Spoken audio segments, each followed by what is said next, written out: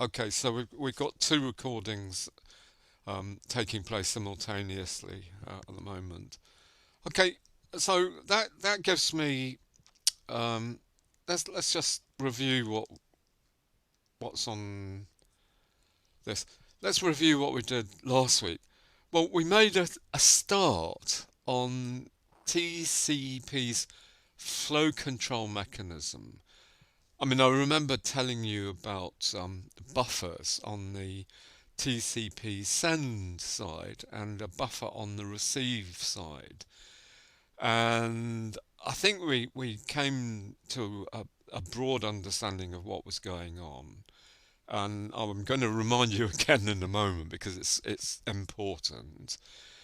Um, and then we looked at what is very, very important indeed, and that's how one machine establishes a connection, a TCP connection, with a remote machine.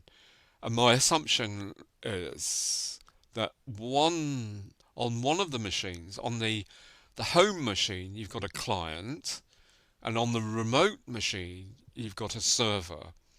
And I showed you a diagram, and I actually said this diagram's quite important, and I'm going to refer back to this diagram. I'm going to show you the diagram in several minutes, and I'm just going to highlight one particular feature that's pretty important. And last week we had a very, what I think is a superficial look at cloud computing, but at least I introduced the whole topic of cloud computing. And I might indeed take that a little bit further, uh, time permitting. So we started on that. So I put a yes there.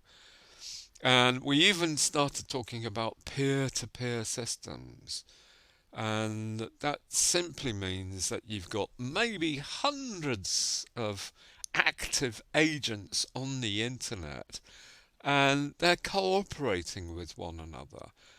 And the topic of their cooperation might be to provide communication links, like telephone connections between anyone who's joined that peer-to-peer network, or it might be a system whereby I can actually send out a query like, does anyone have a copy of Charles Dickens' novel, um, Our Mutual Friend? And hopefully, one of those hundreds of agents on the network is going to say yes, and it'll start sending it to me over TCP. Probably TCP because TCP is reliable, and if some agent in Australia is sending me a chapter of the book, then I want to feel assured that the book will be reliably transmitted to me. In other words, I'm not going to lose whole sentences or anything like that.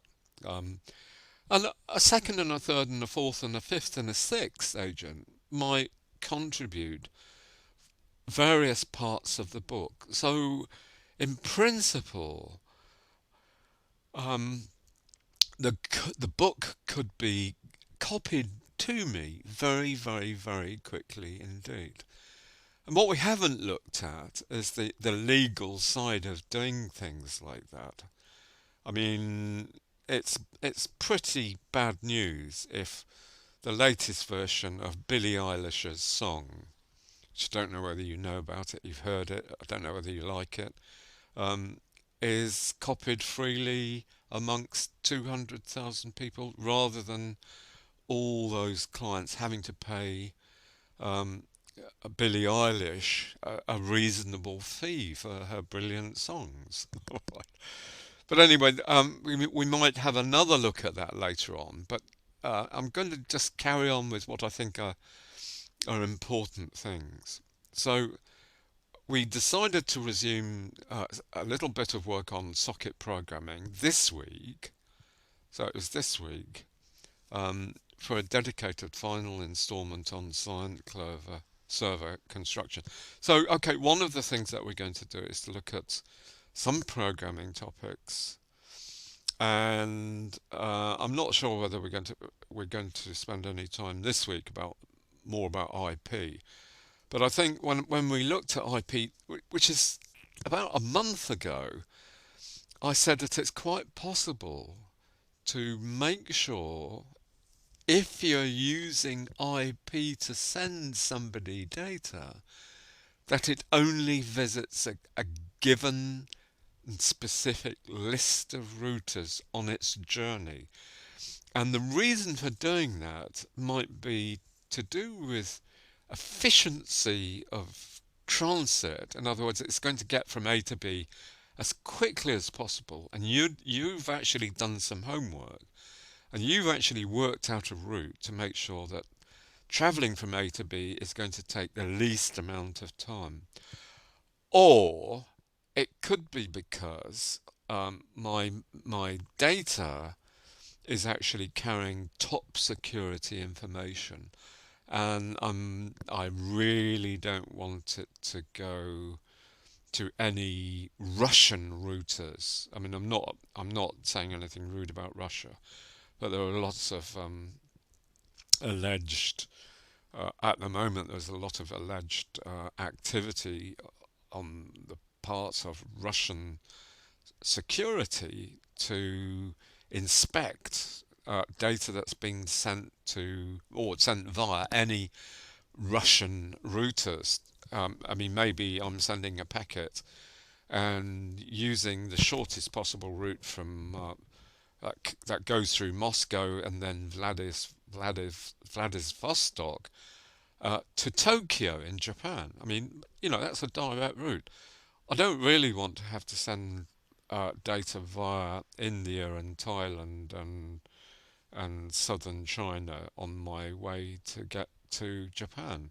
But I could do, and IP will enable me to create a path which is called strict routing. Strict routing. And I might come back again. This is something I might come back to briefly in the future, but it's interesting what you can do. Okay, and this week, first thing I'm going to do is to remind you about TCP buffers and to remind you about why there are buffers in TCP. I want to tell you a bit more rigorously about flow control. And we have used the term, if you check your notes, we have used the term CWND, and we've used the term RWND. That's receive window, and this is congestion window. And when it came to discussing sliding windows, in other words, how we actually use the buffers, then we're going to choose the minimum of the size of the receive window that we've got, and or if CWND, congestion window, is smaller than RWND, we're going to use CWND. In other words, we're going to set the size of our transmit window to be the size given by congestion window, CWND. So we're going to have a look at that in a moment, right? And we're going to see that the receiver, actually the TCP receiver of my data of the segments I've centered can actually exercise a fair amount of control over flow control. It does influence, has got an effective influence on the rate at which I send data to it. But what I'm going to claim is that the network itself can exercise control of the rate at which I send data. In other words, it does have an impact on flow control, and I'll explain why. And it's an important topic because uh, this is a fundamental way in which TCP actually works. And I'm going to mention coursework a bit later on. And this might figure as one of the main questions in the the one and only coursework I'm setting this term. I'm sure you're pleased to hear that I'm not setting two, just one, and I'm going to make it as straightforward as possible. So the point of it is that TCP can detect the presence of congestion out there on the internet, and this detection will result in changes in the rate in which the sender transmits data. And I mean, how on earth it does this is a bit of a puzzle at the moment.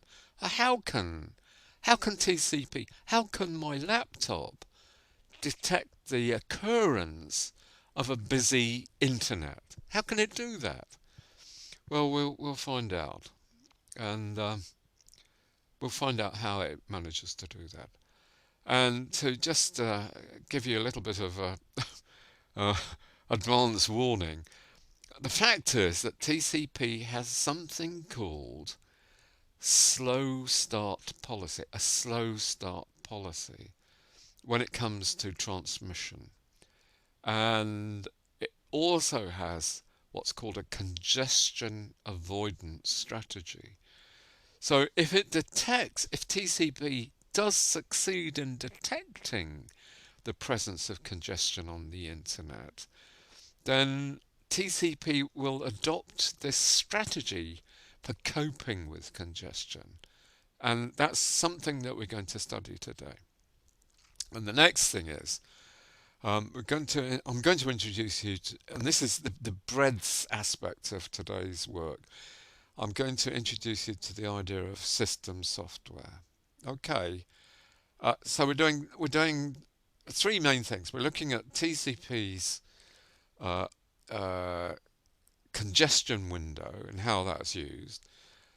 I'm going to talk about system software, and then hopefully, because it's important, I'm going to continue with TCP server and client construction using Java. And we started it and we didn't get very far, I'm afraid. Okay, so um, please note two things. As I've already mentioned, it's going to be a single assessed coursework, and I'm going to issue it in the last teaching week. So it's the week before your exams. I'm not giving you an exam, I'm giving you a reasonable piece of coursework that you do at home, but you need to think about the deadlines, because I'm a bit fed up of receiving coursework late. And I've got a number of students and they're all sort of submitting coursework at different times, it's quite difficult to manage. Right. And I've also asked you to do one quite important thing, and that's to execute the client-server pair of programs that I gave you a fortnight ago on Eclipse, and use the client to talk to the server. In other words, just send the server a message and you will get a reply back from the server. And I'm hoping that you've done this, but if you haven't and you're finding all that a bit of a problem, please let me know and we'll have a live session and I'll show you how to do that. But I want you to do that, okay? And I'm not expecting you to understand the code for the client or the code for the server, because I'm looking at the code separately when I'm talking about the use of Java to build a server and a client. Okay, so that's a separate thing. It's a practical task I've set you, and I want you to do that, please. And I might even ask you for your coursework to give me a screen dump of the result of you executing that pair of programs.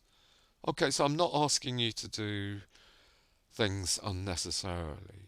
Okay, so what I'm going to do now is to upload a presentation which takes I'm not sure. I think it takes quite a long time, but so if you've got about a minute to relax, and I'm trusting that everyone um, hasn't just sort of left a fictional presence on Pharos, and I might ask you to switch your webcams on as a proof that you're there. Okay, so let me just download. Um, so first of all, we're going to have a look at. Okay, I'll just uh, tell you about its progress. So Pharos is converting the file and it's processing. Okay, it's happening very, very quickly. Um, so it's processed about a third of the document, and so we're not quite halfway. Oh, this is fun. Alright, it's coming up to the halfway mark.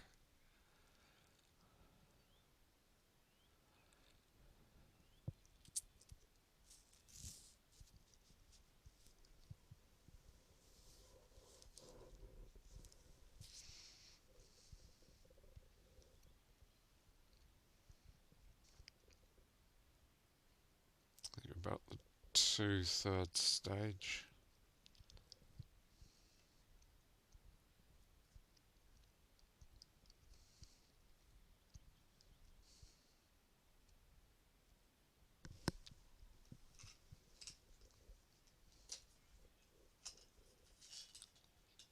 So still a bit more to get to do.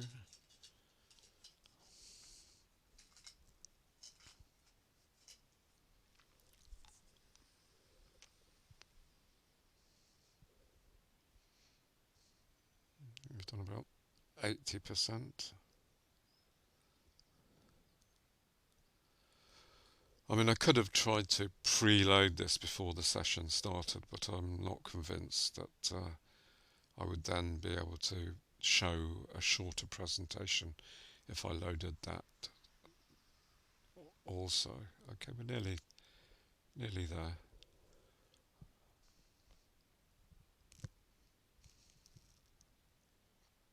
It is quite a large document, and you don't have to read it all. Just read the parts that I refer to. And I'm going to start off by very quickly reviewing some of the work we've covered based on this document.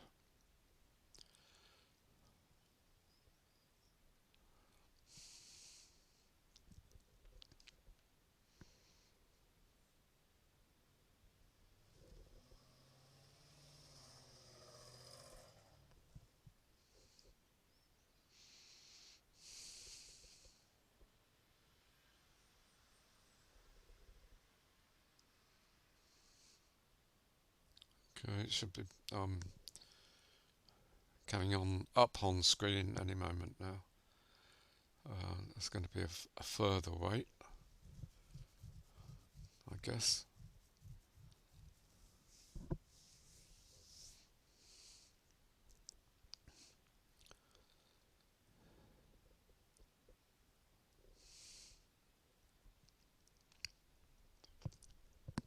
So it's not appearing yet. Here we are. So I've already given you this document. This document's up on Pharos. We started to have a look at it, and I'm just going to take you through it. So we're looking at TCP. That's where TCP is on the uh, protocol stack, and we've looked at what sort of services TCP communication provides, like process-to-process communication. It's like my Zoom to your Zoom. Um, I'm establishing a connection with your TCP server, your Zoom server, or whatever it is. It's providing me with reliability and so on. A lot of useful. And I expect you to be familiar. And we looked at virtual connections, and I explained a virtual connection by means of this diagram. So it doesn't really matter what the real underlying network looks like, um, as long as I can establish a connection between A and B using TCP, then I have this virtual connection. It's as though I've got a dedicated connection with you. I can send data and it's going to get to you reliably no matter what routers there are that I have to use to get there. So think about that because that's quite important. Reliable service. Then we had a look at buffers, and I explained it in terms of just memory, blocks of memory storage, which are conveniently configured to be like rings, and the sender can actually put data in empty slots in the buffer, and the buffer will turn as it logically, as it were, so that this pink item logically is the next item to be, next segment to be sent out on the connection. Then this, I don't know whether my cursor's accurately over this second pink cell, and then this, then that, then this, then that. So the key idea is that um, I can I'm going to keep these, everything I've sent, I'm going to mark them in blue, and as soon as I've got an acknowledgement for any one of these, I can just make this cell white, unused again. Okay, so and I've got a very similar arrangement, but it's a simpler arrangement on the receive side. This receiving process can read in a chunk of data from the buffer, then the next, then the next, and then the next. But the key consideration is, what are the relative speeds of the sender and the receiver? Well, the sender might be much faster than the receiver. In other words, I can generate a heck of a lot of data, but that's going to be safely placed in the buffer. And okay, well, on the other end, the receiving process might actually, its buffer might already be full, and the receiver might be very, very slow at consuming chunks of data. So there's a slight mismatch at the rate at which the sender can create data and the receiver can consume data. But the fact that we've got buffers means that I can fill this big buffer with data that's being generated by the sender, and I can afford to wait until the receiver's consumed enough before sending the receiver more data. That's the idea. So think about that. I mean, it's a bit like, I know someone who talks very, very, very, very quickly and uses quite a complicated technical terminology, and I actually have to say, well, look, just slow down. I can't, and he will do that. You know, he has to slow down a little bit. But an alternative would be for him to leave me a voice recording of what he's just said, so that my end I could play the recording bit by bit to come to understand what he has said, what he is saying. So hopefully that's reasonably clear. Right. So we've had a look at some segments and sequence numbers and ACK fields. Then we moved to congestion control. Let me see. And we looked at the structure of the TCP segment, two parts. It's got a header. I've given you some details about the header. I ignored talking about this, figure 7. Not interested in that and covering that. TCP connections. Okay, so we looked at this. I hope you all remember this. This horribly complicated looking diagram. But it's not really that complicated. And I'm just going to go through this once again very quickly. Here I've got the client. Here I've got the server. What the client wants to do is to establish a connection with the server. And what is required is that I, the client, sends the server a starting sequence number of 8,000. And I'm setting one of the bits to 1, the S bit to 1, which means I'm asking for synchronization with the server. Okay, so what happens at this end, providing the server's listening on the port that I've sent this segment to, saying, okay, Kinberg wants a connection. I'll give it him. I'm going to acknowledge receipt of this synchronization segment, this synchronization packet. Well, how do I do that? Well, first of all, I put a 1 in the ACK bit to say that this number 8001 is valid acknowledgement number, and what it means is that I'm acknowledging packets up to packets with sequence number 8000, and the next packet I'm expecting is one with the number of 8001. The next packet I'm expecting. Okay, and on receipt of this acknowledgement, together with a synchronization, it's saying this, the server's quite happy to synchronize with me to allow me to talk to it, and it's sending me an initial sequence number 15,000. So I mean that gives me an understanding of, well, if I receive a segment from the server and it's like 15,001, it means it's probably, it's a good packet and I should take it seriously. But anyway, I reply to this request from the server to synchronize with me, together with its acknowledgement of this packet I've sent it, by acknowledging, look, here I'm acknowledging this packet, which has a sequence number of 15,000, and this is my starting sequence. As you can see, it hasn't changed because I'm not actually sending any data yet. I'm marking this packet as being a valid acknowledgement by setting the A bit to 1. So if you remember, there are 3 or 4 bits in the TCP header that I can use for synchronization and acknowledgement.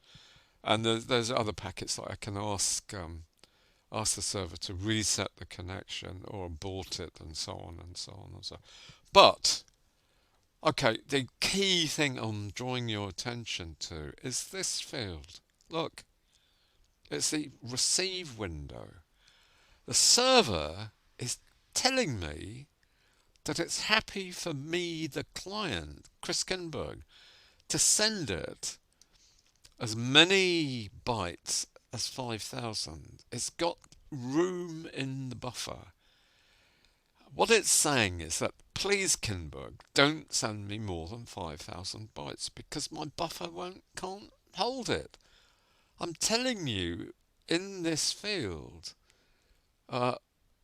by how much you are to limit the amount of data you're about to send me. Okay, so please just make a note of that. Make a note of that. I'm a bit wary about using these marks, but I just want to just to draw your attention to that, and hopefully that's going to be on the recording. Okay.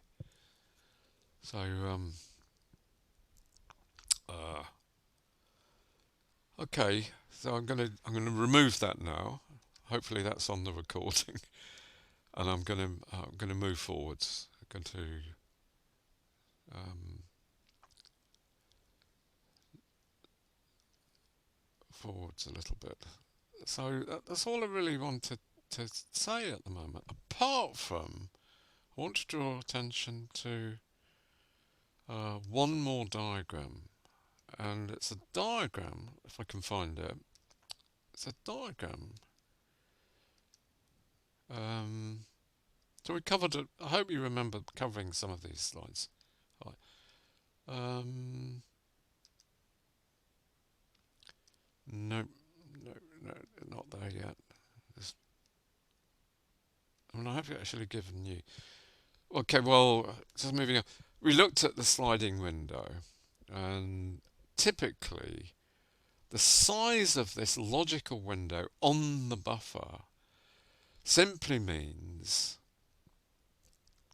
that I can transmit any one of these bytes within the window. At the moment, the size of the receive window is 7. I've got 7 chunks of data.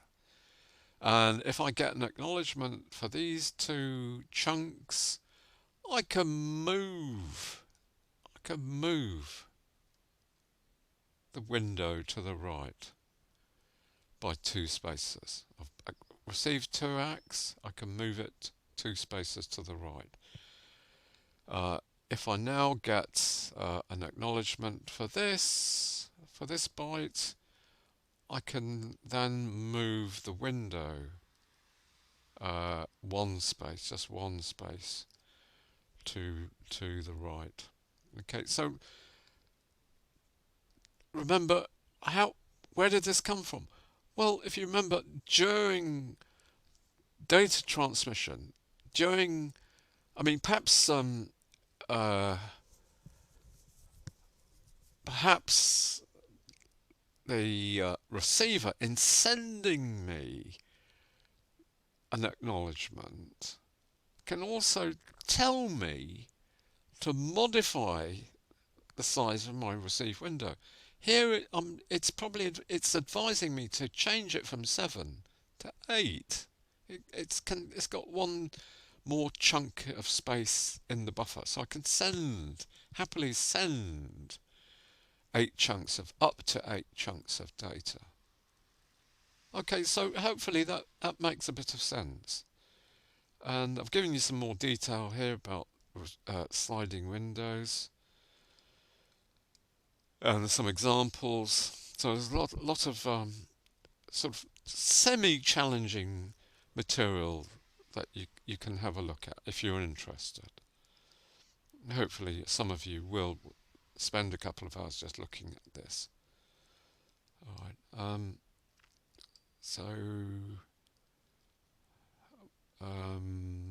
Summary. The size of the transmit window is the smaller of these 2 figures. Receive window and this, at the moment, unknown factor congestion window. We need to find out how this is arrived at. Okay, so I'm not going to talk about silly windows at the moment, but I'm going to return to that a bit later on, probably, because I want to get on to I don't know. Maybe I should talk about that. Let me get rid of it by briefly describing the silly window syndrome. a silly window syndrome. Okay, I've decided I'm going to ask you a question on this. What is meant by the silly window syndrome? Well, let me tell you. I'm going to take that um, marker off, and I just want to get rid of. How do I get rid of all this? I don't know. I want to get rid. Hopefully, you can't see this. Right. If an application is slow to generate data to be sent, TCP might decide to send data to you in very small quantities. Chris Kinberg is doing something on his laptop, and the data I'm sending you isn't being generated very quickly. Maybe it's 1 byte every second. That's really slow. It's not a gigabyte in a second. It's 1 byte a second. Well, TCP, if I've arranged to send you the data, might decide to send data in very small quantities. In other words, 1 byte of data is going to be sent per unit time again and again and again. Every time I generate a byte of data, my TCPs are going to send it to you. But think about it. If I'm sending a byte of data using TCP, you need to wrap it up in a 20-byte header, don't I? Doesn't TCP? That's how it sends it. It creates a header with your address and my address, etc., etc. The header takes 20 bytes, followed by the data. Well, the data is just 1 byte. Just 1 byte in length, which is ridiculous, very inefficient. It means that the efficiency of TCP transmission is 41 to 1. And it's a very, very poor use of network bandwidth. I'm wasting the potential of the internet to transmit a lot more data per unit time. And that's why it's called, I hope you could, let me just, undo annotations. I'm so sorry, I'm just trying to adjust my screen tools. So this is what's meant by silly windows syndrome. It's silly. I want to send you data, but I'm using a lot of effort just to send you small chunks of data. Hopefully that's clear to you. But a silly window syndrome can be the fault of the receiver too. Let me explain that.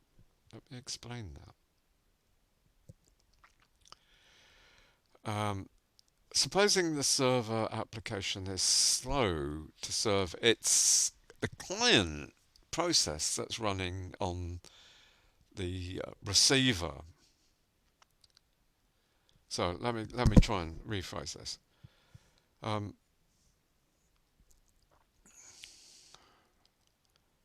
Supposing the server is slow to serve the client. In other words, it's sending Raghan 1 byte of data every 5 minutes. That's really slow. Raghan's actually quite keen to receive a lot more data. She's very capable and she can absorb and process a lot of data per unit time. But sending TCP must wait until it's got enough data. This is the solution. Don't make it too long because I'll force Raghan to wait. But don't wait long enough, otherwise you will end up sending small packets. So the idea is, if I've got a packet, so this is a solution to a problem. Send the packet, even if it's just 1 byte, but then afterwards, wait until the output buffer fills. Wait, in other words, until either there's a maximum size segment's worth of data, or until you actually get an acknowledgement received. And you repeat. In other words, segment number 3 must be sent if an ACK is received for segment 2, or if enough data has been accumulated to fill a reasonable chunk of a segment. I mean, send it. If you remember, a segment can hold up to 65,000 bytes. And that is in contrast to me sending raghan 1 byte at a time. So it's quite clever, and it takes into account the speed of the application and the speed of the network. Because if the application is relatively slow, you're going to wait until you've accumulated enough data to send a single large segment. But if the network is slow, just send a minimum size segment. Do it. So just I'm sorry, I'm sort of taking a bit more on than I intended. Supposing a silly window syndrome is created by the receiver, how does that happen? Well, if a receiver is serving an application like Zoom or something like Zoom, and the program eats data slowly, perhaps 1 byte per unit time, but the sending application generates as much as a kilobyte of data during the same period. Well, supposing you've got a receive buffer of size 4 kilobytes, then the host will actually send the first kilobytes of data, and the buffer's full. So what the receiver's TCP will do is to send or to change the receive window and send it back to the sender. It's going to put it to 0. So the sender stops sending data altogether. And then supposing the receiver application eats 1 byte of data, so there's 1 byte of data in the buffer free. What the receiver will do, other things being equal, it'll send a receive window notification of 1. And then on the other side, on the transmit side, I'm going to get 1 small packet, which is ridiculous. I'm going to perhaps eat another byte, and then you're going to send me 1 byte, then I'm going to eat another one, then you're going to send me another byte. That's silly, literally. Alright, there's another solution, and I'll leave you to read that. Clark's solution. The first solution that I've outlined is called Nagel's solution. This is Clark's solution. I'll leave you. Let me let me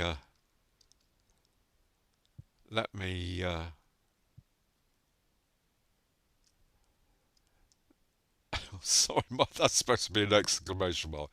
I was going to write "you do this." God, my handwriting. You do that, please, okay? Right, so moving on, and I'm not going to stop until I mean, to me, all this is quite interesting material. I want you to have a look at, so can you make a note of this? Just figure 25. Just figure 25. Make a note of that. Normal operation of communication on the internet. I send you some data, you acknowledge it, and then you send me some more data, and then I'm going to acknowledge that, and then what happens here? I've got to work this out. Normal operation.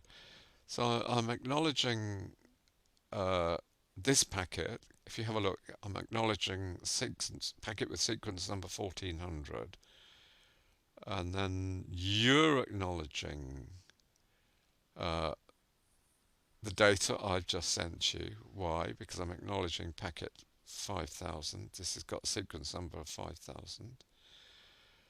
And then I receive that, and then I'm sending you more data, and then very quickly I'm sending you another chunk of data, and it's got a sequence number, I guess 7000, and I'm sending you an acknowledgement, a cumulative acknowledgement for these two segments.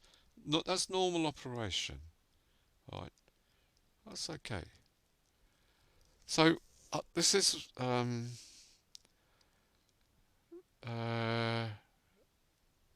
just want to have a look at this. So it's where a segment's being lost. And the reason I'm talking about 26,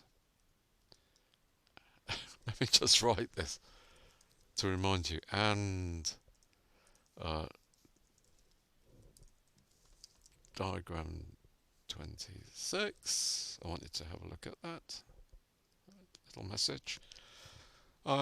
Because the sender's sent me a packet and another packet, and I'm acknowledging both because I've received data up to including byte number 700. So I'm acknowledging the receipt of segments which give me all the bytes up to 701, not 7000, 701. And at that point, I'm sending you some more. The sender is sending more data. But look what happens. It gets lost. It doesn't arrive. Fellas, ladies, TCP is supposed to be reliable. What's going to happen?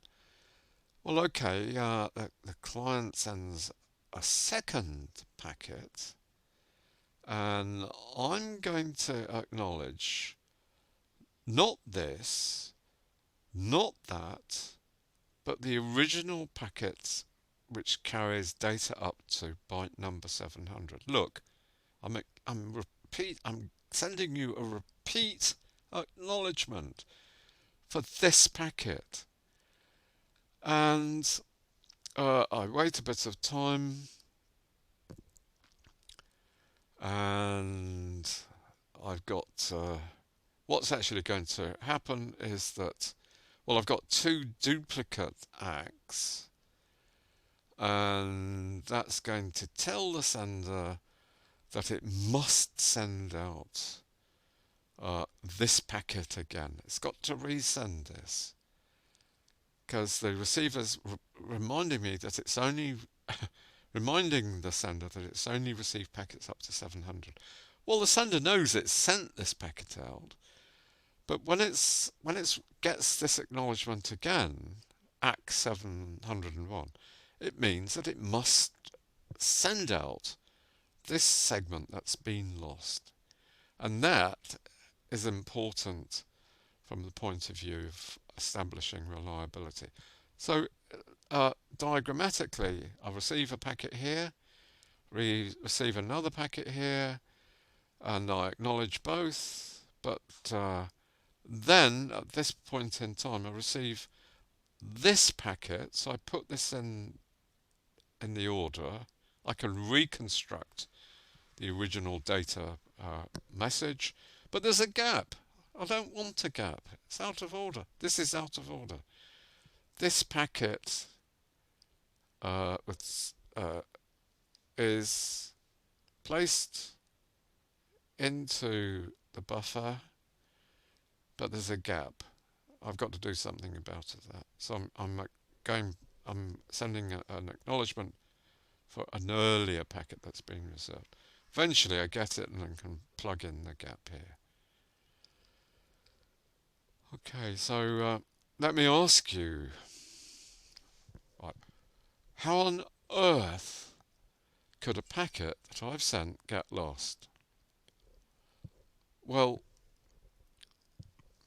one quick answer is that there's network congestion.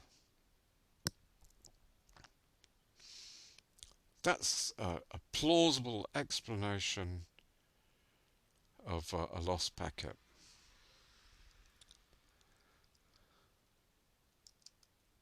Why? Well, because one way in which a packet, one way in which a packet, uh,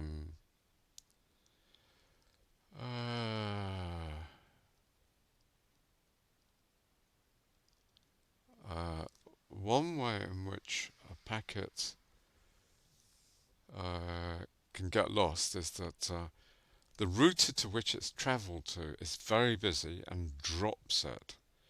Therefore, it doesn't arrive at its ultimate destination. And I quickly want to draw your attention to this diagram. So it's diagram number 27. So if you take a look at the recording of the video, which I'm just about to end in a moment. I'm going to end that actually. I'm going to I'm at least pausing the video anyway. Okay, I want you to have a look at this. Okay, the sender sends the receiver 2 packets, and then the receiver acknowledges packet with sequence number 300. And then the sender sends out another packet, but it gets lost. Why might it get lost? Or maybe because of network congestion. And then there's nothing wrong with the sender, so it's going to send out 3 packets. Here they are. Look, they've arrived. All 3, these grey objects. They've all been received. But I'm not acknowledging them. I'm still acknowledging packet with sequence number 300. In other words, this time I've sent out 3 duplicate acknowledgements, just saying the same thing. The packet I'm next expecting is packet with sequence number 301. In other words, I'm expecting this packet here. Haven't got it. Expecting that packet. Haven't got it. Expecting that packet. Haven't got it. So what happens is that something that's called fast transmission takes place with 3 duplicate acknowledgements. 3 duplicate acknowledgements. I get an immediate transmission of the missing chunk, and I can put it into its correct position in the sequence of bytes that's been sent to me. So all I wanted to say,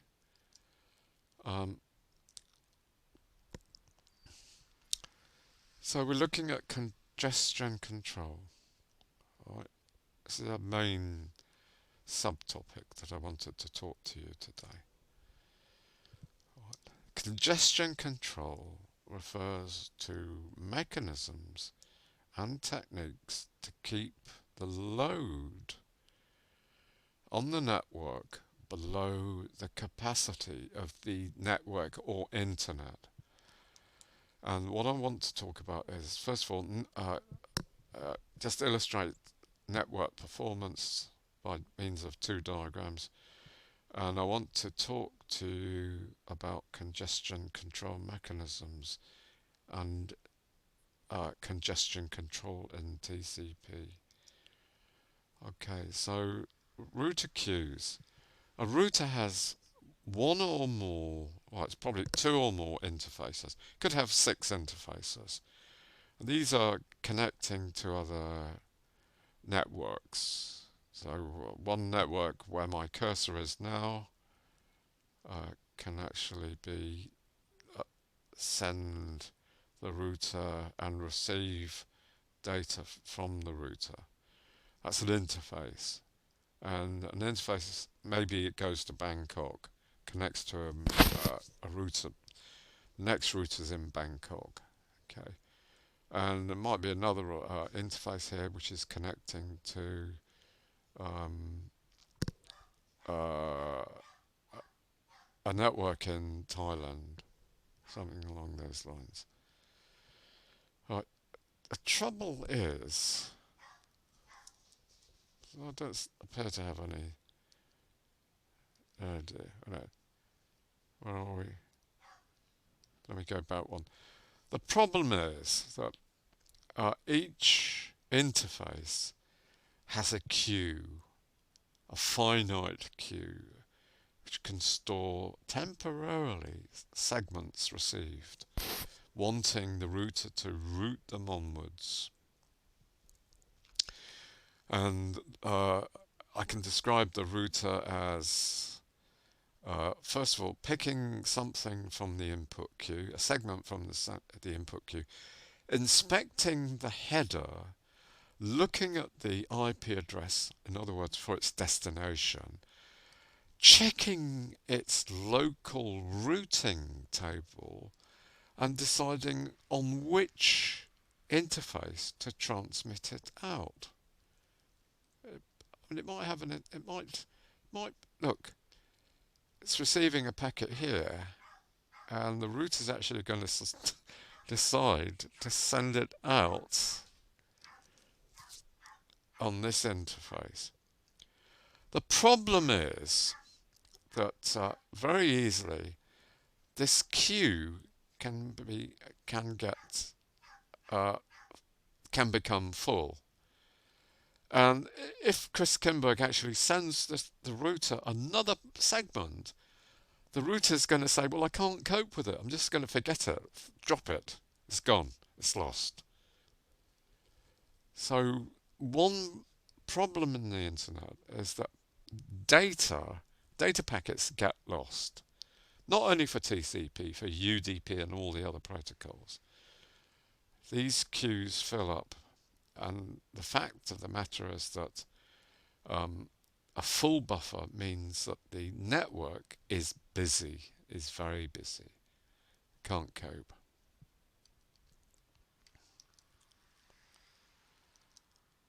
So packet delay and network load. I mean, we can understand the idea of a fixed network, or the internet as a whole has a measurable capacity for transmitting packets.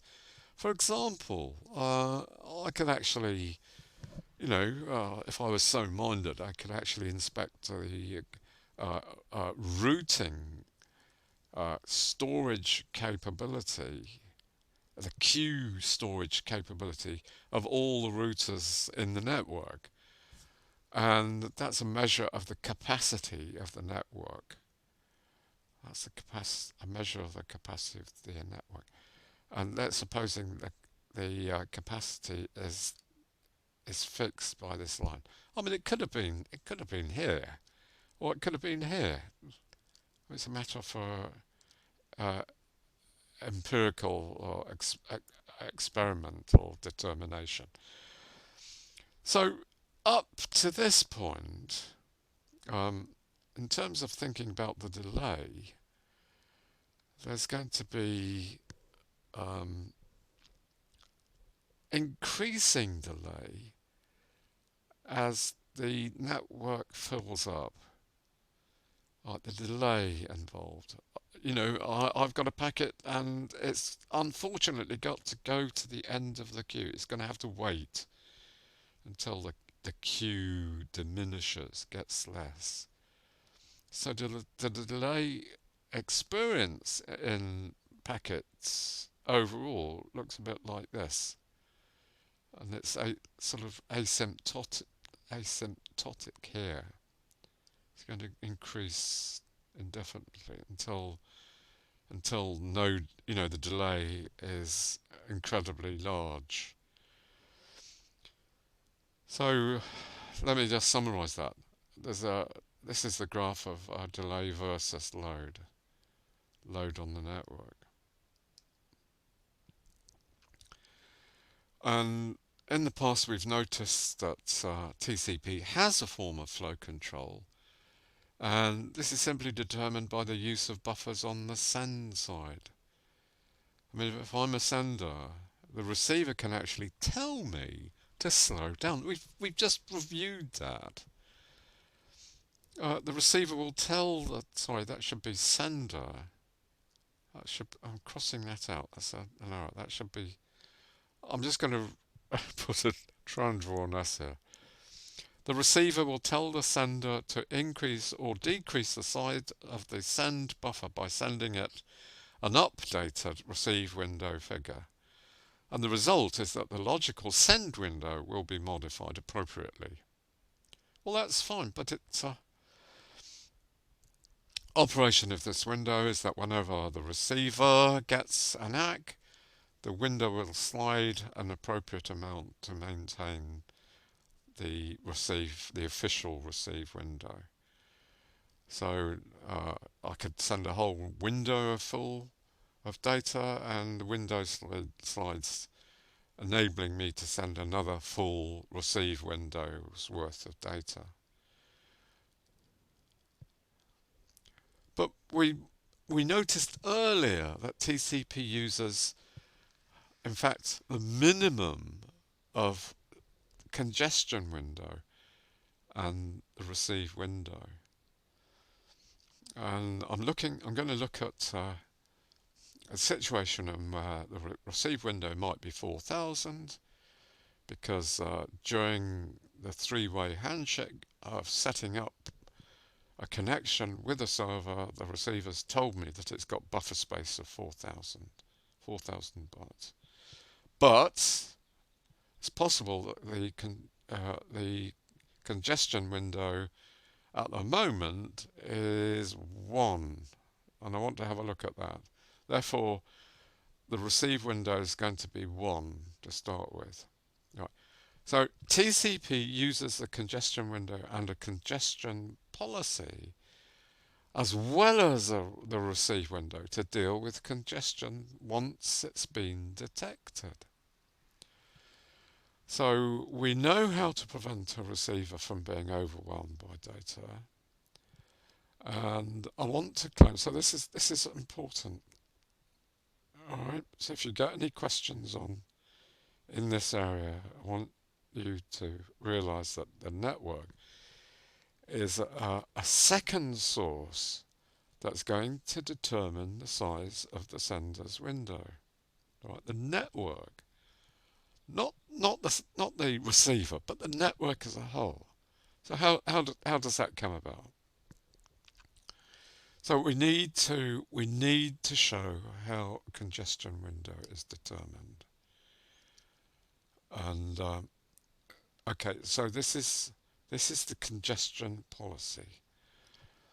This is the congestion policy. First of all, you do what is called a slow start, and I'm going to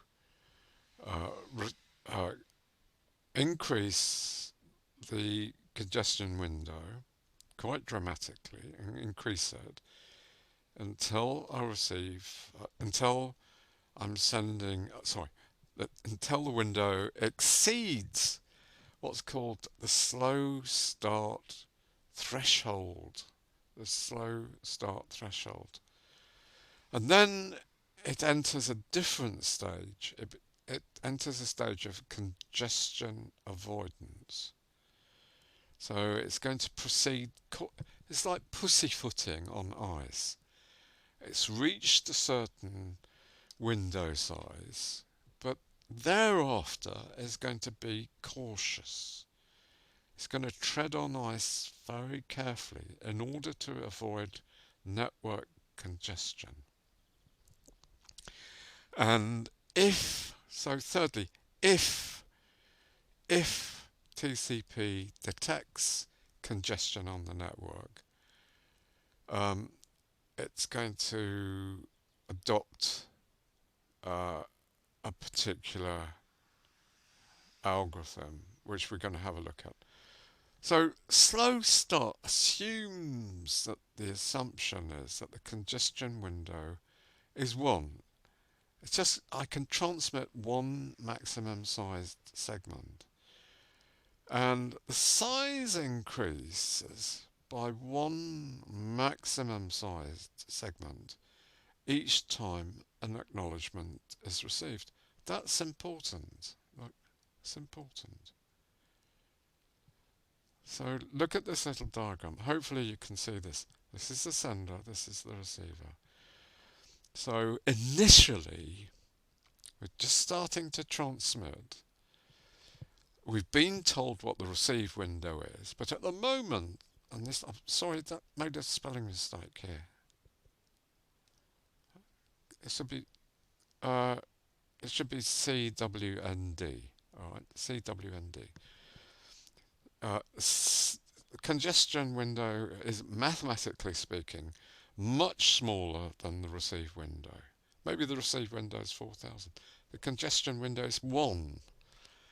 In other words, the effective window size is 1. So I'm going to send it. Look, there it goes to the server.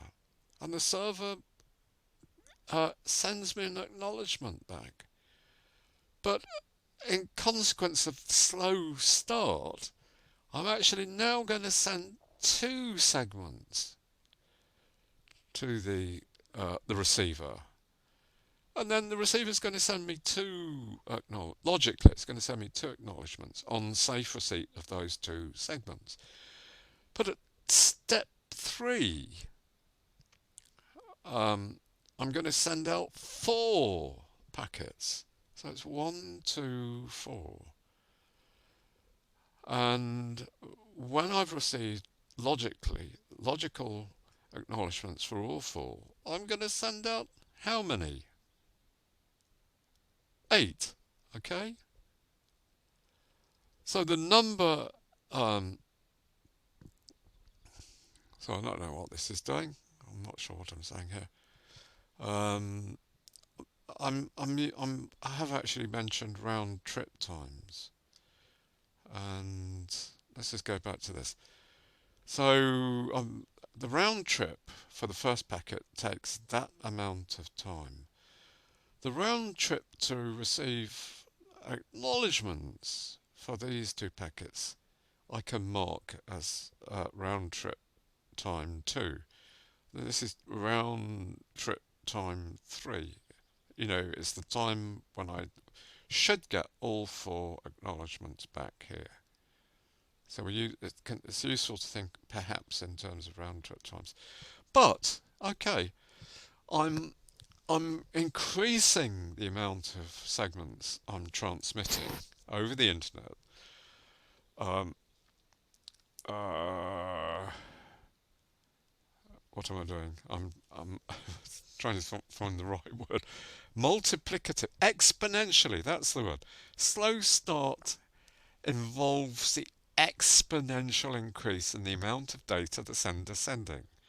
And I've got to halt that somehow. I can't go on indefinitely. I mean, logically, that would result, after a short period of time, flooding the whole of the internet with data from Chris Kimber. Can't do that. So what happens is that there's going to be a threshold limiting further increase. And the sender maintains a variable, okay, so it's called SS thresh. SS thresh. Slow start threshold. It's a variable that's well known. It's called SS thresh. And when the congestion window's SS thresh, slow start stops. And the next phase of transmission starts, and that's called congestion avoidance.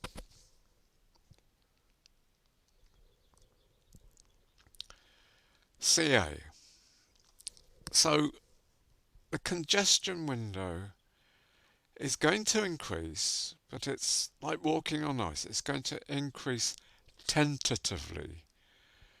It's designed to avoid the creation of congestion before it happens, to avoid it. Right.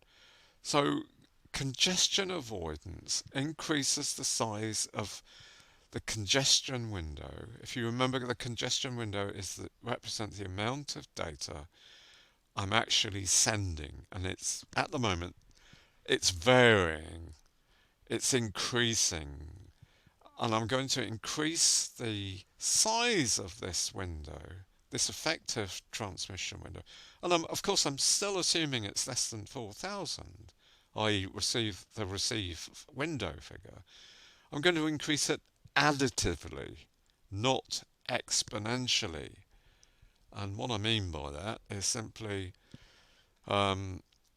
if I'm successfully sent 3 packets and got acknowledgements from them, I'm going to add 1 and send 4 this time. If I get acknowledgements back for all 4, I'm now going to send what I sent before plus 1, which is 5. And when I've got 5 acknowledgements back, I'm going to send out 6. So the rate of increase is slow. So when the congestion window reaches SS3, slow start stops and the additive phase begins. In other words, the size of the congestion window is increased just by 1 on receipt of an acknowledgement. So I can't read that. So I'm not quite sure what I'm trying to do here. So just ignore that. Okay, just ignore that. Spelling mistake. Oh dear, this is awful. Continues. This continues until, wait for it, congestion is detected. And there is a probability that it will be detected at some point. I mean, what the situation is simply this. I'm increasing my congestion window, not as rapidly as I was in slow start, but it's less rapidly, but I'm still increasing it. If it is detected, the congestion window must be decreased. So if I sense that there is congestion, I've got to decrease the size of congestion window somehow. So the only way in which the sender can guess or I guess determine that congestion is present on the network if it needs to retransmit a segment. Yes? I mean, we looked at diagrams a few minutes ago. If a packet goes missing, then, and in other words, it's dropped, the receiver will, in effect, let me know that there's a packet that's gone missing. It's gone AWOL, to use military terms, absent without leave. So retransmission in TCP is always needed to recover a missing packet that has been dropped by a busy router. In other words, one way in which I can guess that the network near me is congested is that I've been asked to resend a packet. Why? Well, there's a very high probability that the packet's been dropped by a router that's busy. In other words, there's congestion out there.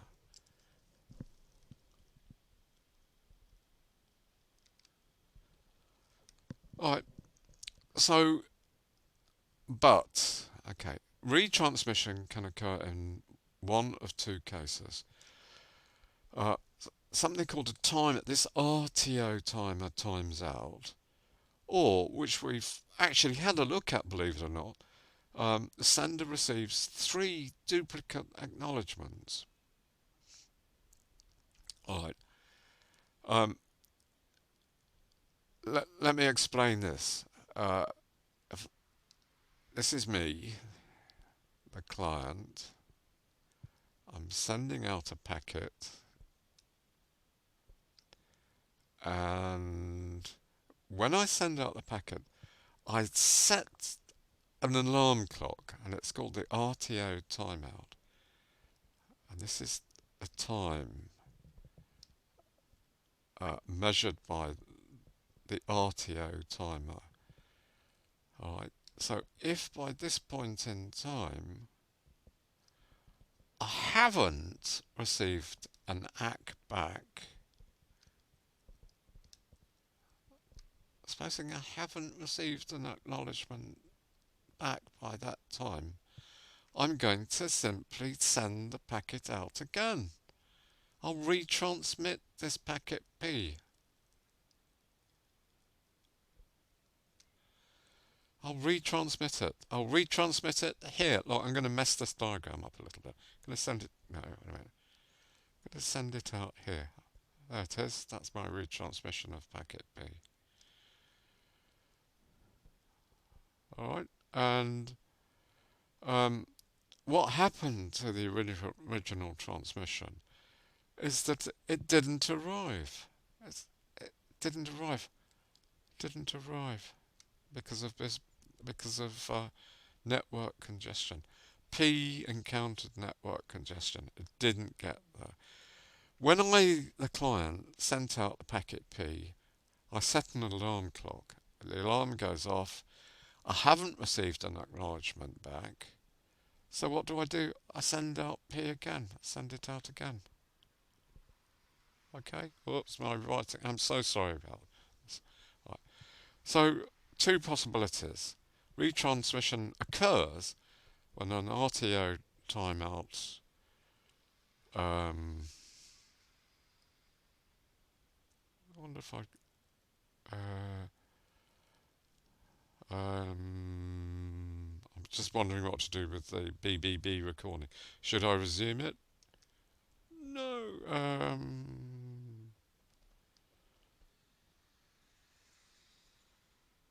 No, I don't want to. I don't. Okay, I'll resume it. I don't think I'm going to get this recording anyway. Okay, the second way in which retransmission occurs. This is the way in which I've explained already. If a sender receives 3 duplicate acknowledgements from the receiver, it means something's gone missing, and the receiver's actually telling me by acknowledging something, by not acknowledging anything it's actually received.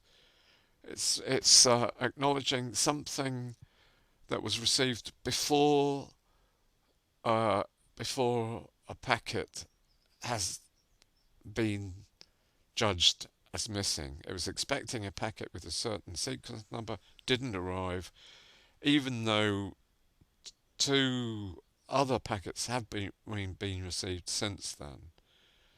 Okay, so retransmission will occur in that case as well. So if a receiver sends 3 duplicate ACKs, 3 ACK segments are sent, ACKing some segment with sequence number M. Some segments have been received safely as duplicate acknowledgements have been sent.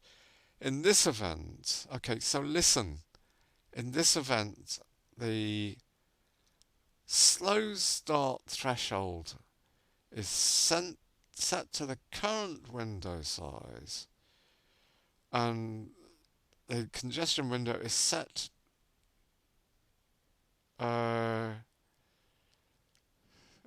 what's this? What did I say CA was? Let's have a look. I can't remember. Congestion avoidance.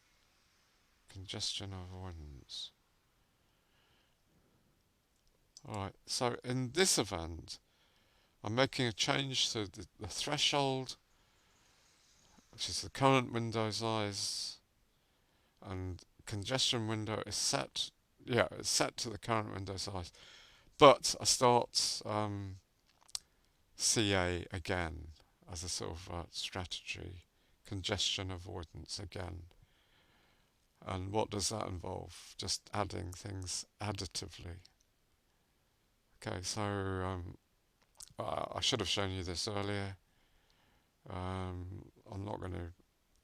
If there's no congestion, then throughput steadily increases. But if this congestion is met, then throughput, the rate at which I can actually send packets, drops very, very quickly. So the capacity, that marks the capacity of the network.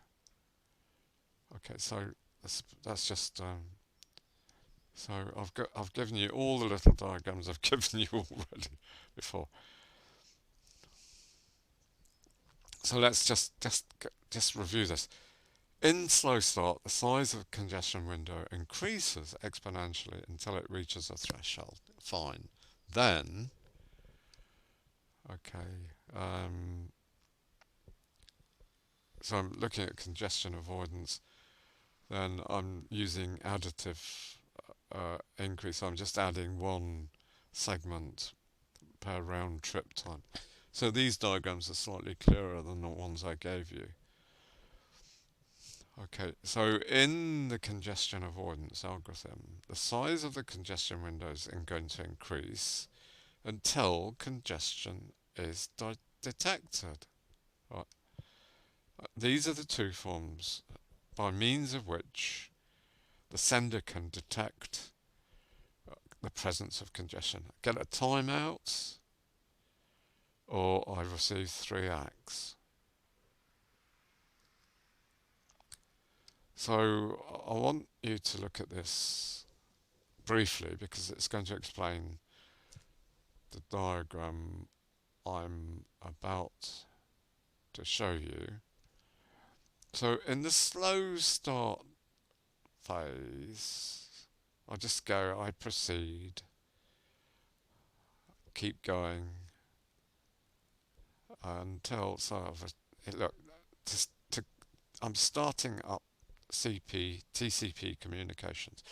I've established the connection with the receiver.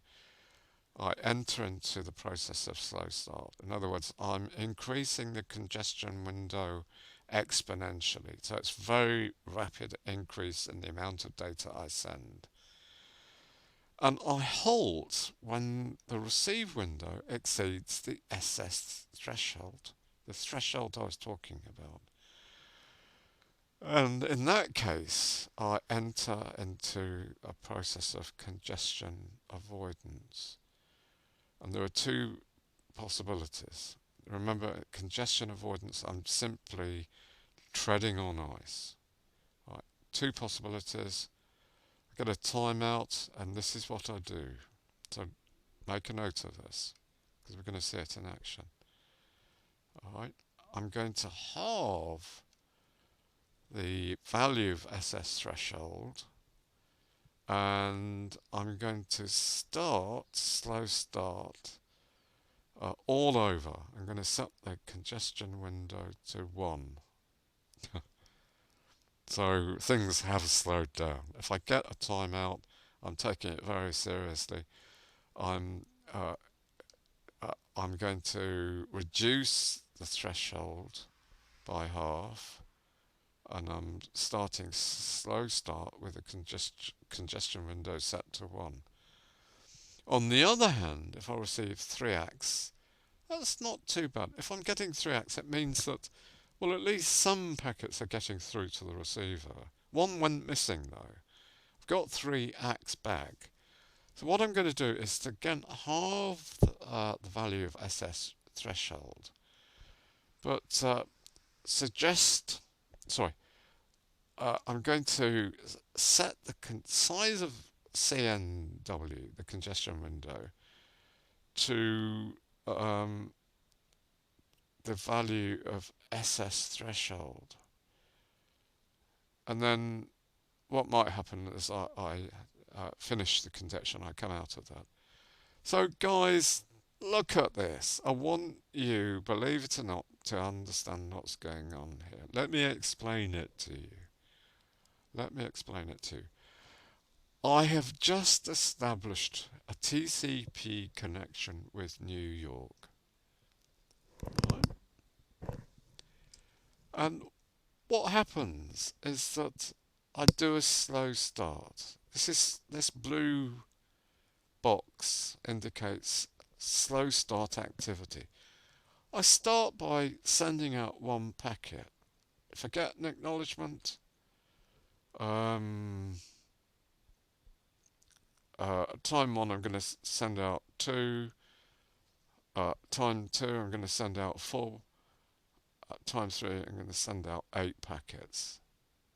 Time equals 4, 16 packets. Rapid increase in the amount of data I'm sending. But look what's happened. I don't continue slow start indefinitely. I mean, technically, the curve could have gone like that, but I'm not doing that. I've reached the threshold, which is, let's suppose, is 16, and from that point onwards, I'm just at every interval of round trip time. In other words, whenever I receive an acknowledgement, I'm going to increase the uh, congestion window by one packet, and by another one, and by another one, and another one. And if nothing else happens, it's a linear line, I shall go on increasing the amount of data I'm sending out.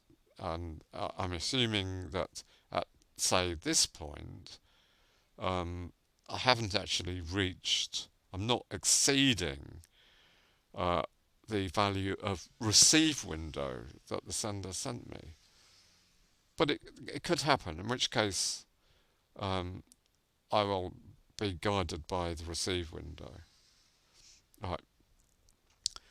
So what might happen is that at this point in time, uh, when I've just sent data out, I'm not going to get an acknowledgement back. So this evidence of a timeout.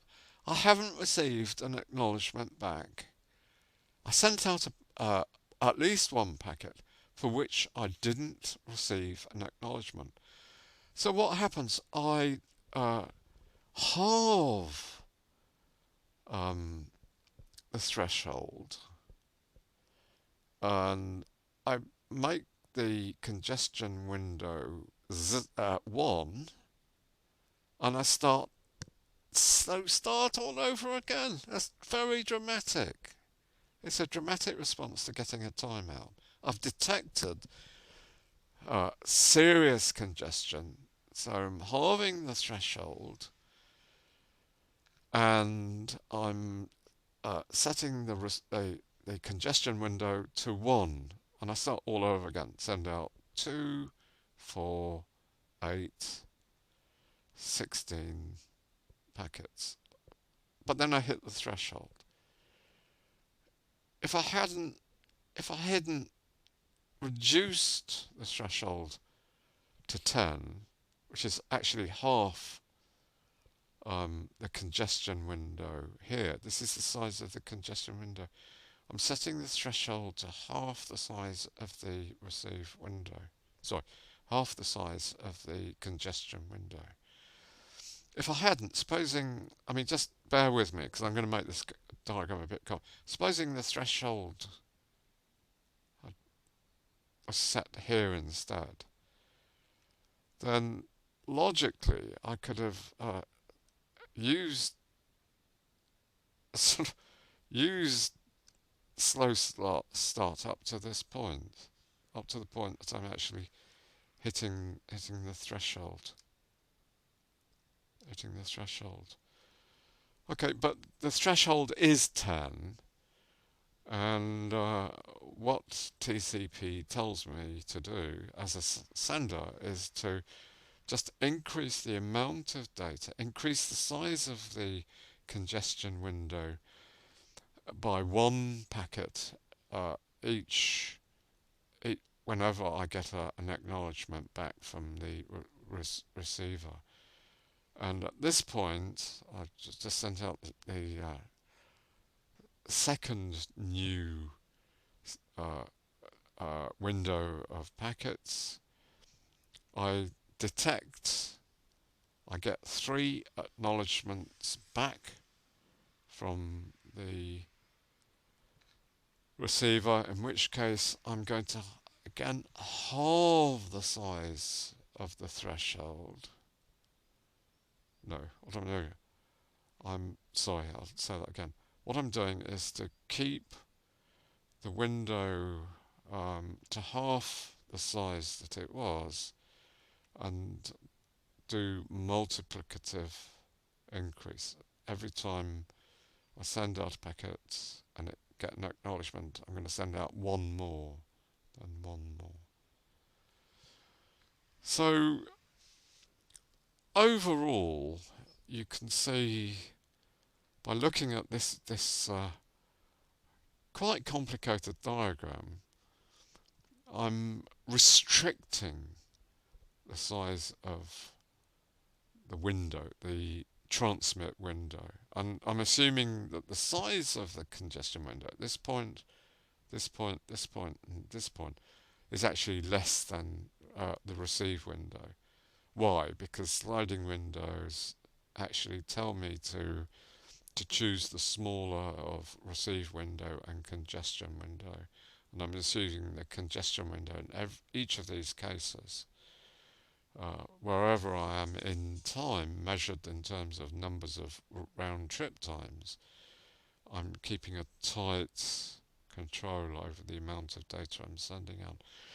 But the thing to notice is the rapid increase in the rate in which I'm transmitting than the tentative period until what will probably eventually happen. If I went on increasing this indefinitely, I probably would eventually get a timeout. In which case, if it happened here, I'd actually, I'm sort of really messing this up. I'd be operating with a new slow start phase. Just lost power, so try and get power back as quickly as I can.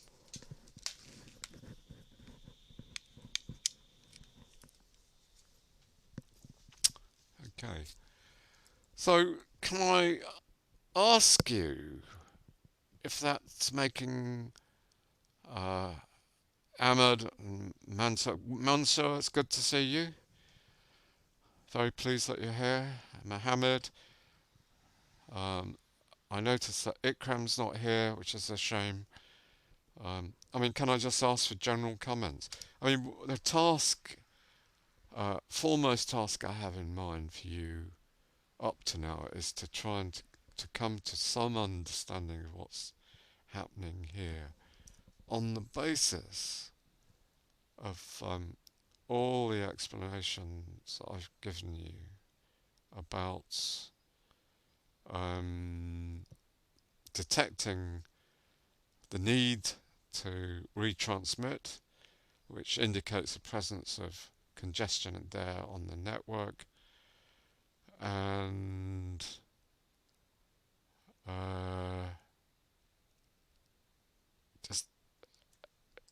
I suppose it all springs from this. Right, all springs from understanding the congestion policy, which you start with slow start, then you enter a phase of congestion avoidance, and then if you do detect congestion by means of a timeout or the receipt of 3 acknowledgements, you do what's appropriate. You either restart a slow start period of transmission, you reduce the congestion window to 1, and but on the other hand, if you get 3 acknowledgements, 3 duplicate acknowledgements, you simply increase the congestion window by 1 every time you get an acknowledgement back from the receiver. So, personally, I find this quite interesting, and And one thing I used to notice is that if ever I did a TCP download of a large object like a book, then the download would stop very slowly. In fact, if I had some kind of indication of at the rate at which I was receiving data, it'd be very slow to start with. And then it would suddenly speed up, and I'd get quite a high rate very, very, very quickly. And then it would steady, it would plateau, it would steady on. So, can I ask everyone here whether or not you think you can cope with these ideas? And Mustafa, I mean, this is, uh, does require some prior work on TCP and the idea of using a buffer. And the idea of a buffer is like simply, I mean, it's quite important. The idea of a buffer in general just means that I can actually dampen down peak data rates. Peak data rates. So, for example, if someone's sending me an enormous amount of data that I can't possibly process, it's safe for me to put it into the message into temporary storage, at which time I can nibble away at the data and process it at my speed, in other words, relatively slowly. On the other hand, if the producer or the sender is sending data at a very, very, very slow rate, I might decide to wait until a buffer. I might, okay, I might wait until the temporary storage area containing the message is full. And then, I come along and I can gobble up the data at my usual rate of consumption. Okay, Mustafa, thank you. Okay, Mustafa, you're going to have to find out a little bit more about TCP. The document I started showing you is the one and only document, and I'm not sure whether you were here when I told class about this. I've got a chapter on TCP on which I've based my slides, and I'm going to attempt to give it a password, which is going to be my surname with a capital K, and I'm going to try and put it on Pharos. I mean, it's going to be harder than reading my slides. I mean, my slides represent a bit of a simplification and explanation of what appears there. Okay, but the key thing, Mustafa, is to remember that we're looking at the TCP protocol mainly on the grounds that it is a reliable protocol. And we've seen a little bit of reliability in the sense that I've just noticed that Ragad's disappeared, so hopefully she hasn't got network communication problems. Um, and reliability. We've seen a little bit about the reliability aspect in the sense that if I send Mustafa a packet and he can tell me that he hasn't received it, right? And in which case I'm going to retransmit it. And all the way along the line, I've actually contrasted that with protocols like IP, which is an extremely important protocol that actually carries TCP packets or segments. But I can contrast it with protocols like UDP, which is unreliable. And UDP is important in those cases where reliability is not that important. And I'm thinking in terms of, well, if I sing you a song and I stream it to you, it doesn't really matter if a few packets are dropped or go missing, because the software on either side is such that um, you can fill in any gaps that you find. And I think voice over IP works on the same basis, in the sense that I can send out my speech using the IP protocol, and it doesn't really matter if some of those packets do go missing. You'll still be able to make sense of what I'm actually talking about. Okay, so I'm way behind what I wanted to do, but I'm going to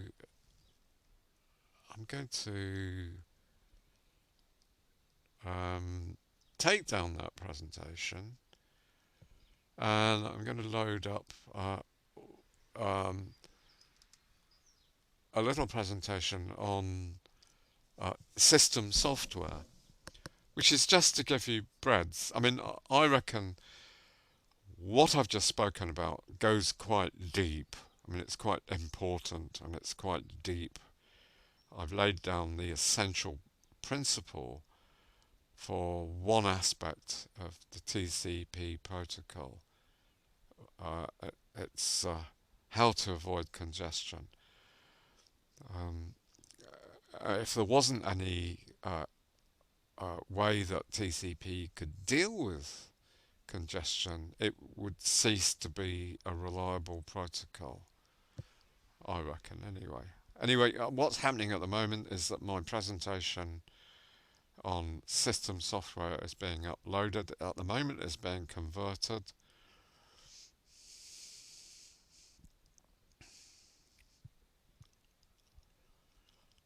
And it's very slow. It's done about 2% of conversion. I'm converting a PowerPoint into um, a type of file that the Pharos can handle, BBB can handle.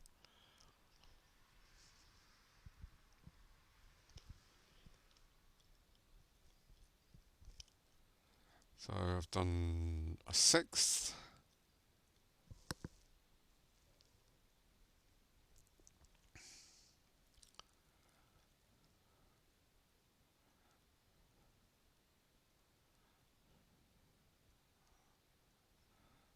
Just relaxing for a moment. Yeah. So it's processed about a third of the document. I mean, it's not like slow start. It's the speed at which it's being processed isn't increasing exponentially, I'm afraid.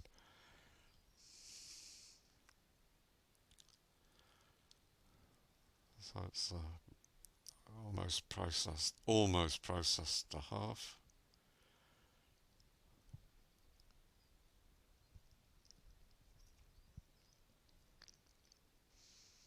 And I mean, if you're interested, the material I'm about to show you is allegedly set at A level, so pure A level material,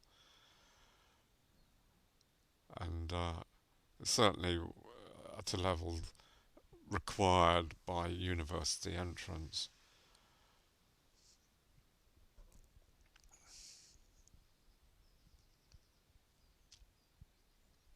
So it's nearly processed 2/3 of the document.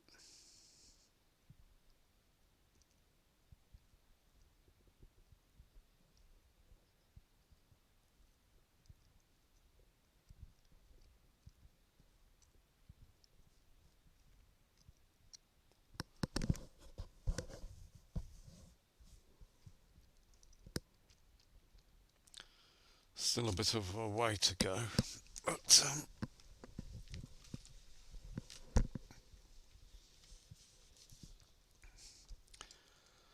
as I said, I could avoid these weights in principle if I preloaded all my presentations, but in the past, preloading all my presentations so they're readily available to show you does cause problems and crashes and things like that. So, nearly there.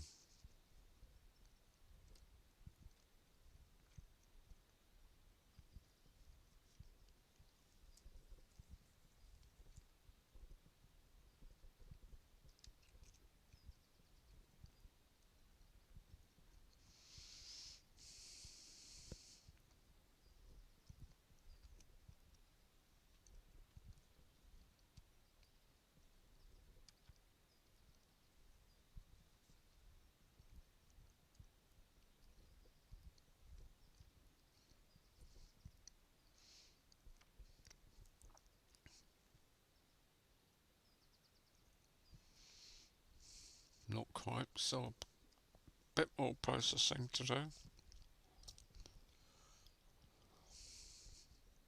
Okay, we're going to have to wait a few seconds before it appears, I guess.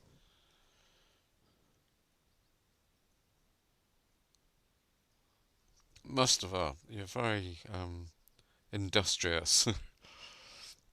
Mohammed, um, as I said, if you have any problem, oh, Raghad's back. Hello, Raghad. Hello. I was just about to suggest, Raghad, that if you wanted to do uh, computer science at university and you had an interview or you had a reference saying that you are familiar with and quite capable of discussing and analysing TCP slow start, you'd get a university place. Right. And that goes for the same for all of you. But I think I'm not quite sure who amongst you are actually interested in doing more computer science. That I'd like to think at least one or two of you were thinking of that. Okay, so here we go, and I reckon we've got about half an hour, but don't hesitate to stop me if there's any questions that you want to ask. So we're looking at system software, and you'll learn a little bit about the terminology at least in discussing the hardware and software components of a computer system. But having said that, it's it's pretty difficult to characterize what a computer system is.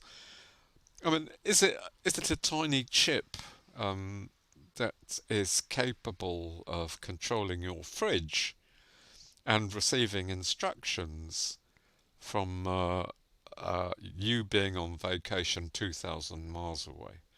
Or is it a software? Is it a hardware-based system?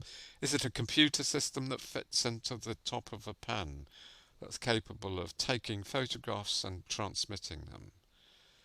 I mean, who knows? I mean, I'd welcome some thinking about that. It seems as though, uh, I mean, I'm probably exaggerating a little bit.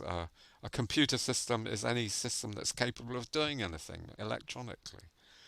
And that, in principle, could mean um, uh, piloting an aircraft, landing an aircraft, um, and doing this, that, and the other. And I'd quite welcome some suggestions. So we're going to learn a little bit about an operating system, what an operating system is, and its functions, and the types of operating system, and the fact that operating systems can handle different virtual machines. Different virtual machines.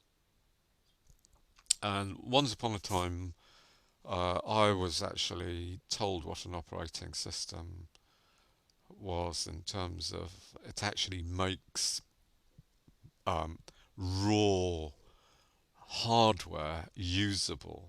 It enables the user to interact with all the potential functionality of of hardware and network components. So we can talk about the difference between hardware and software, and in fact, hardware versus firmware and wetware, because it's quite well known that many countries are actually experimentally embedding computational structures in organic living materials, which is quite interesting, but I don't know very much about it, and a lot of the work is top secret. And in a sense, you could even think of part of your constitution as being computational, like a computer system in its own right. I'm thinking about your genetic programming. You know, if you damage part of your thumb, it can repair itself. And you've got certain defense systems, which is all, you could regard all these mechanisms as pure being computational, determined by your DNA and so on. What's firmware, you might ask? Well, it's actually uh, code that's actually being used to program local bits of hardware in your computer system. The point I want to make is that hardware and software work together for a smooth functioning of the computer. Well, you could say, well, what on earth do you mean?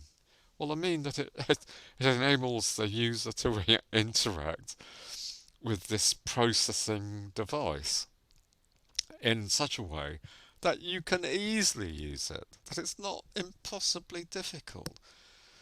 I mean, I know quite a bit about the work that was done at Bletchley Park in Buckinghamshire in England during the war years.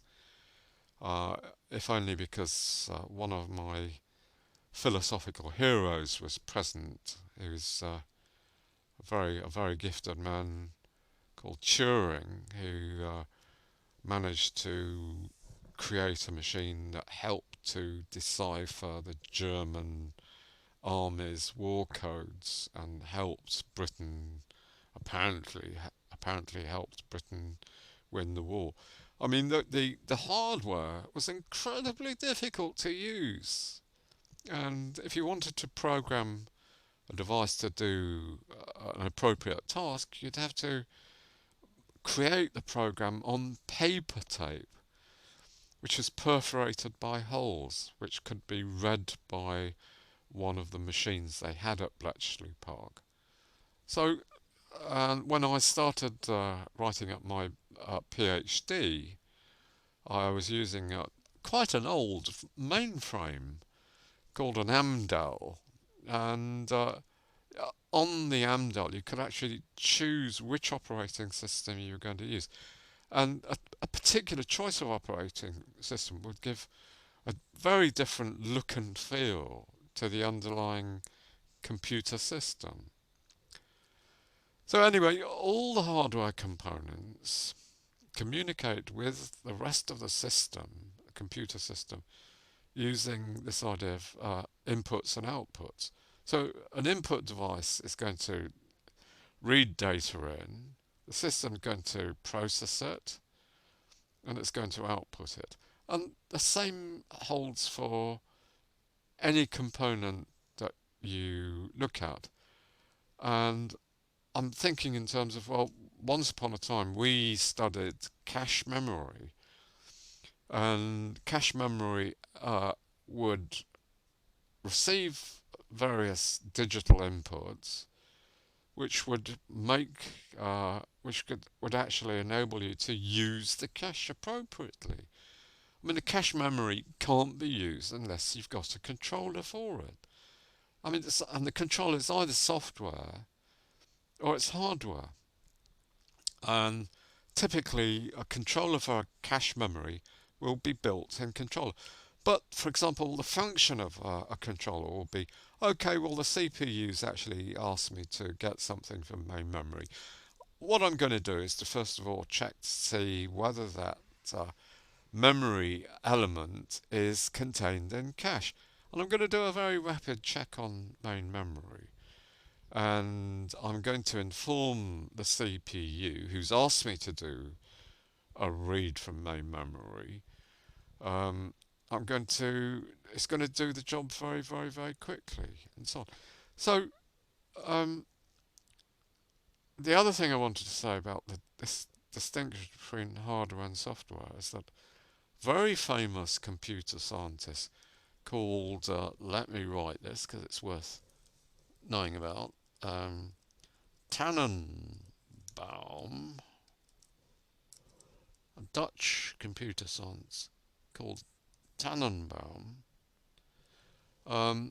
said, look, don't think in terms of hardware and software. You can think of software as being liquid hardware. Logically, there's very little difference. I mean, from a physics point of view, there's an awful lot of difference between hardware and software. But the point that Tannenbaum was making is that whatever you can do in software, you can do in hardware. But the argument here is that you need software of a certain certain sort to make hardware usable. Uh, and I'm still thinking about the guys at Bletchley Park in the 1940s when they to program one of their computers to do a very simple job would take days, and the resulting program, which was just in ones and zeros, was almost impossible to understand. You had to be a genius to actually understand what the sequence of 1,000 ones and zeros actually meant, what it would actually result in doing. Anyway, but there's part of what I want to say is that each component on a computer offers the rest of the system some output. I mean, like the keyboard that I'm touching at the moment is actually outputting digital systems that are going to an I/O controller, and I mean maybe the characters I'm typing in are actually being fed into uh, a TCP packet and being transmitted to you. Look, I mean, I could actually do a bit of writing here if I wanted to. I'm not going to. I want to try it, but this is what I mean. Where's the little box? I can actually do some writing. I'm touching my keyboard here, and so the keyboard or the keypad is accepting data and outputting it to various devices, and those devices are in turn inputting and outputting it, and maybe ultimately outputting it to the internet. Okay, so it's sort of quite, I'm giving you a very top level view of the difference between hardware and software, and trying to characterize and give you a perspective on the difference between software and hardware. Two types of software: system software, responsible for running the hardware, in other words, coordinating it, just as my idea of a cache controller is actually enabling me to use hardware cache to do something useful, and to manage computer systems, to manage the computer systems, maybe responsible for running a program, responsible for storing a file, software that will enable me to create a file, and the file is actually going to be stored in hardware. So an example of system software is the operating system itself. Things such as what are called device drivers, which I'm going to, for about 5 minutes, I'm going to tell you about device drivers, utility software, and so on. And then there's specific application software, which enables the user to perform, listen to this, this is important, to perform a specific task of value to the user. And two examples of application software is a word processor allows the user to store text and edit text and to include simple images stored on hard disk. And a web browser is pure software which enables my laptop to display web pages fetched from wherever in the world, or it might be telescope control software which will position a telescope for a given star system and planet and relay the image gained from the telescope onto my laptop screen. Or, don't know whether any of you, have you heard of Binance or MetaTrader? Has anyone heard of Xilinx? Mustafa, have you heard of Binance? Mohammed, have you heard of Binance, the application called... No, that's dreadful.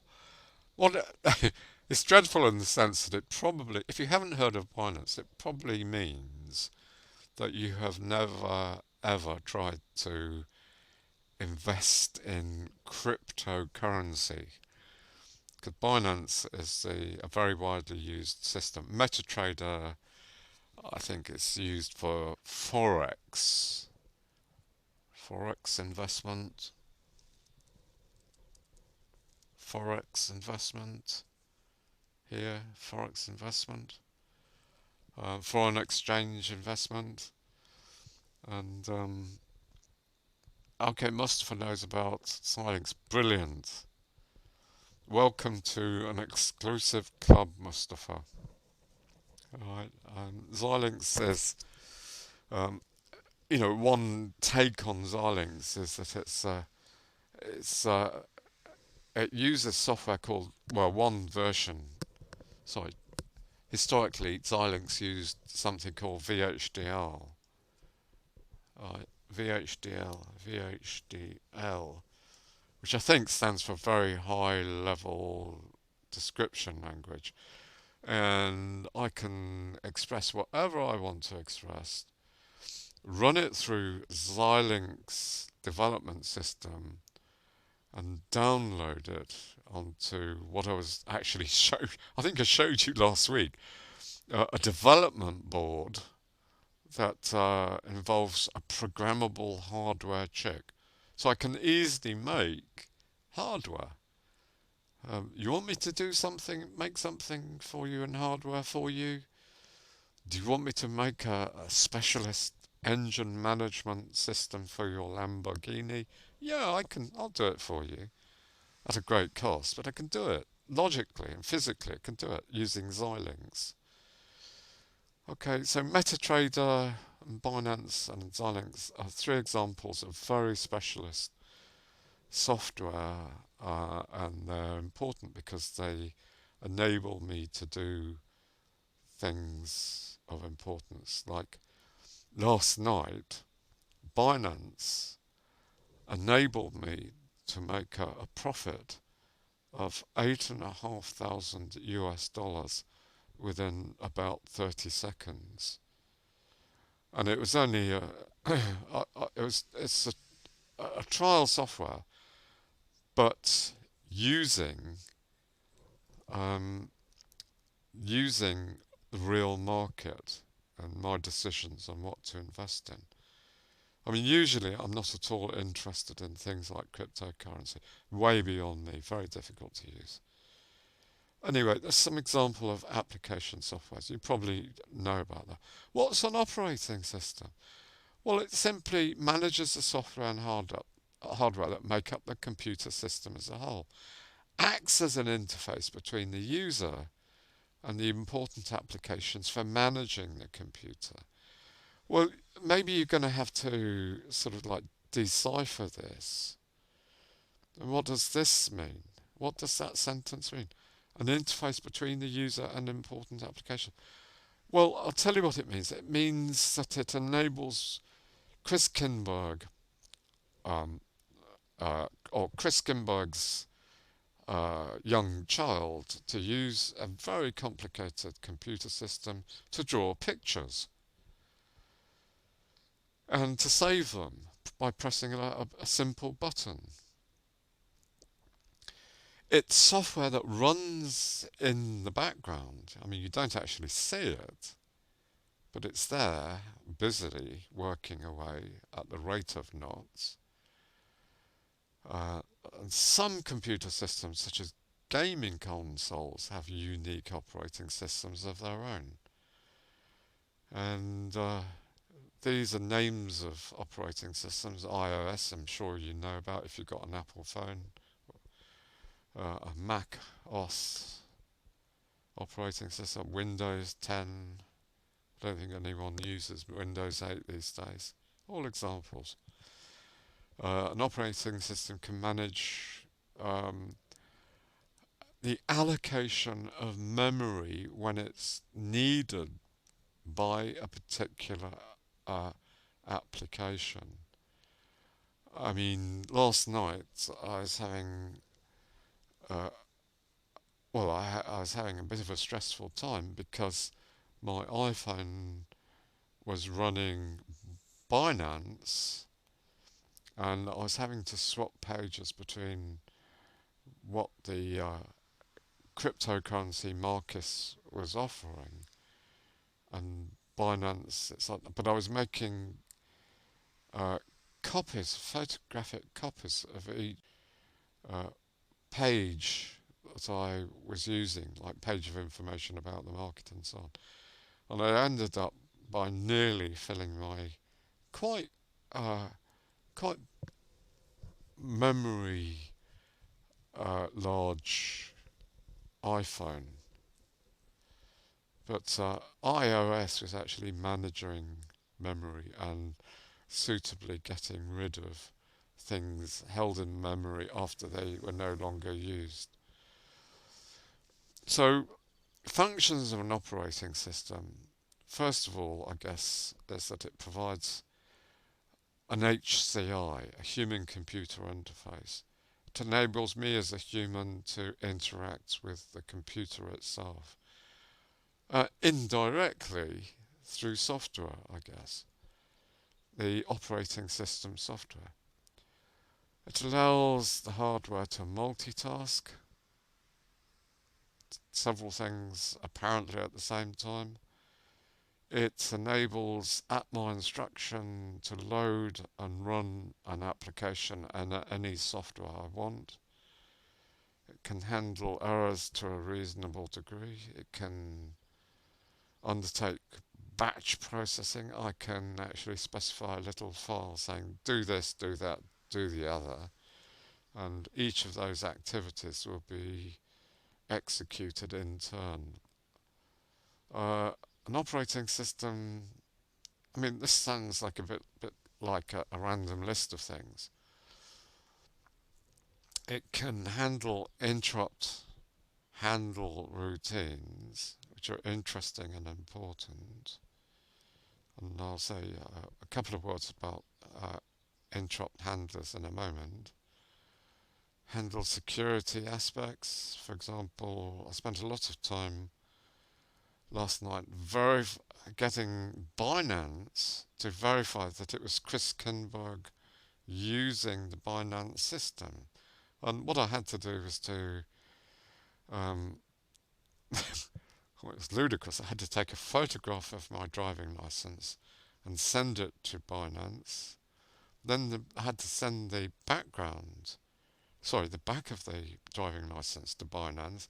And then, if that wasn't enough, I had to actually present a small video session in which I had to hold up my license as I spoke and into the video. And that was very, I mean, that indirectly was using an application for security purposes.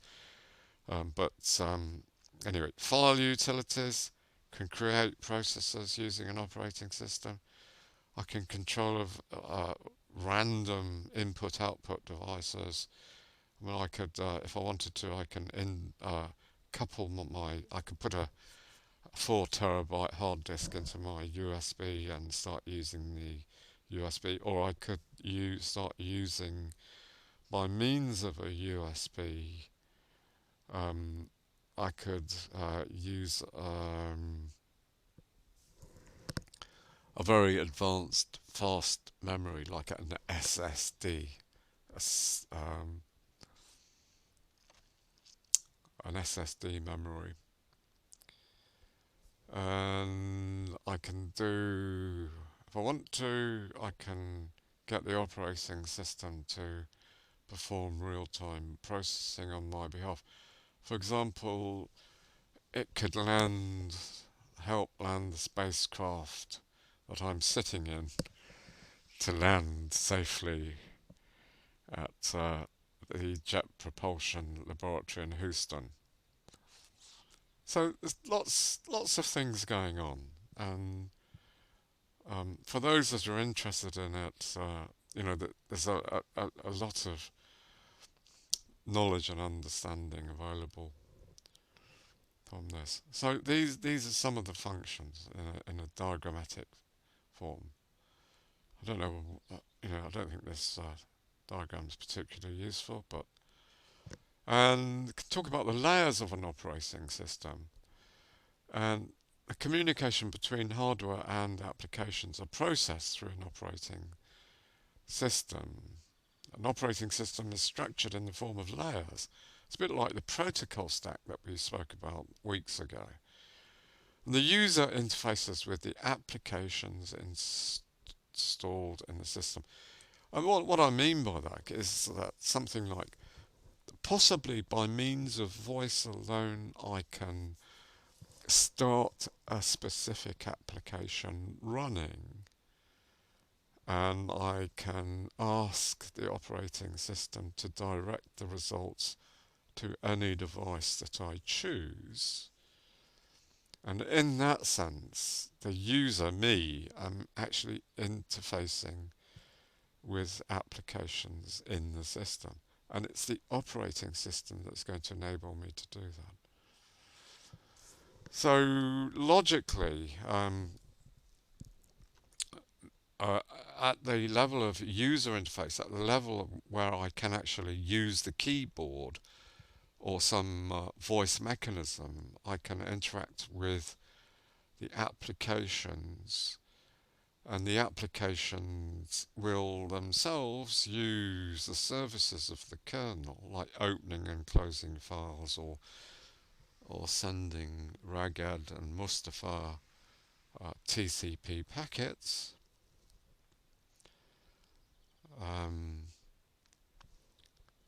And the kernel is simply specialist software such as a CPU scheduler for processes that I want to run on the CPU.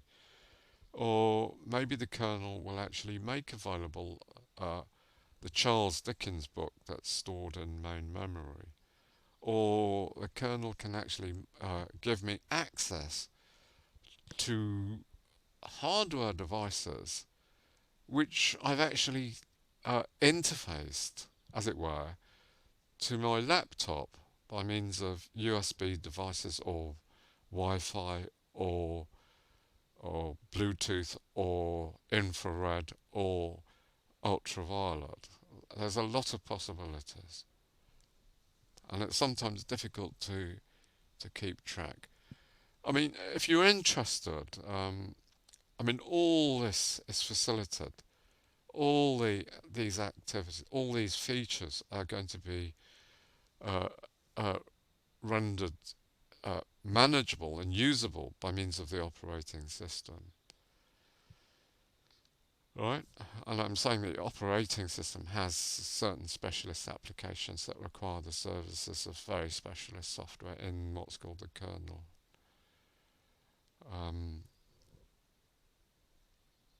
Okay, so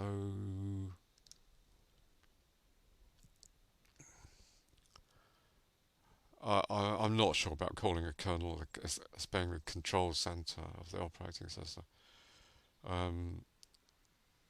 I might have several applications that have been given a priority, and the operating system is going to make sure that the the the requests for CPU execution are going to be made in the order of priority. Right. Response of the operating system is given to the user via the user interface. So here, here at the top is Chris Kinberg, and the only way I can interact with my computer system is via the operating system. It's as simple as that. So the operating system gives me a user interface consisting of things like speech or other HCI devices. Like I might have a special scanner that can read in digital cards, bank cards, something along those lines, and so on. What I was going to say is, though, the Windows 10 operating system is roughly, I think it was, last count, it was roughly 22 million lines of code delivered, built and constructed at Redmond in the United States. And a lot of people say that Windows 10 is quite unsurveyable. No one person has a clear insight into what the whole operating system can do, which is quite interesting. It's a far cry from the original Bill Gates operating system, which was absolutely tiny in comparison, but only it didn't offer a graphics interface at all. So the human computer interface proper is the graphical user interface that I'm actually seeing right now. And smartphones too are an example of a graphical user interface where users are interacting through a touch screen. And in computer systems, user interacts with a GUI through a mouse and keyboard. But apparently that's not entirely true. I mean, there are lots of computer systems which I can just use speech processing. Don't need to go anywhere near a keyboard or a keypad. And there's one speech processing unit that will accept my dictation very accurately and put everything I've spoken about into a file. But equally, I can actually tell the computer what I want to do and ask for help if needs be. So, in contrast to a GUI, a GUI, there's a command line interface. It's a non-graphical user interface where the user interacts with a text-only service. Feedback from the operating system is also text-based. The user needs to know various commands to interact with the operating system. And I think in the old days it was DOS, DOS, disk operating system. You could execute disk operating system functions like copy file. And Bill Gates first of all came up with his first graphical user interface, and I think it was called just Windows. Oh, it's awful to use, very hard to use. If only because you could execute one task at a time. It couldn't multitask. So if I was sending, say, data out over the internet, I'd have to wait until that finished before I could do some editing. So that's an example of my user interface, my line-based human-computer interface. I mean, you can type in commands, but it presupposes I know what all the commands are. And this command prompt window is just one of two. The other one has got elevated, almost super user capabilities, which enables me to do things that would otherwise be strictly forbidden. And this was just a little screenshot of me with a display of what I'm showing you now last night. It's a graphical user interface, and I could click here, could do a search, could close the window down, and so on and so on and so on. And interestingly, the original document had images of both human-computer interfaces on this slide here. But when it came to processing this PowerPoint, this is a PowerPoint, BBB just mangled these two images together, so I had to put the two images, like this is one of the images, onto separate slides.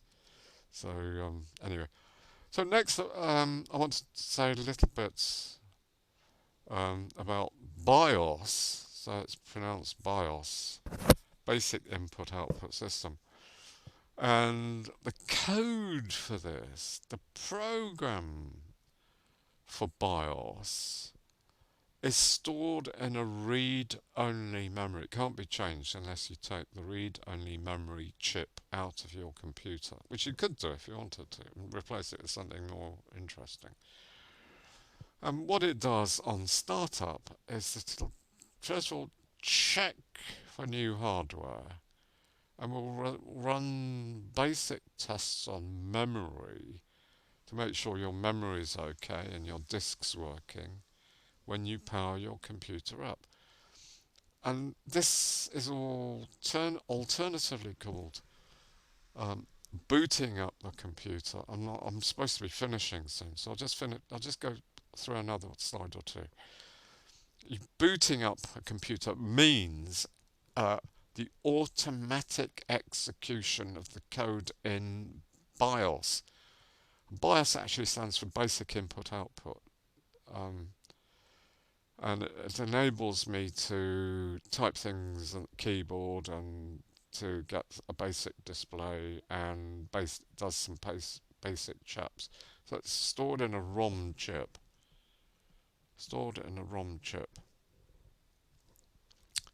Read-only memory, you can't change what's in that memory, and it just sets things up.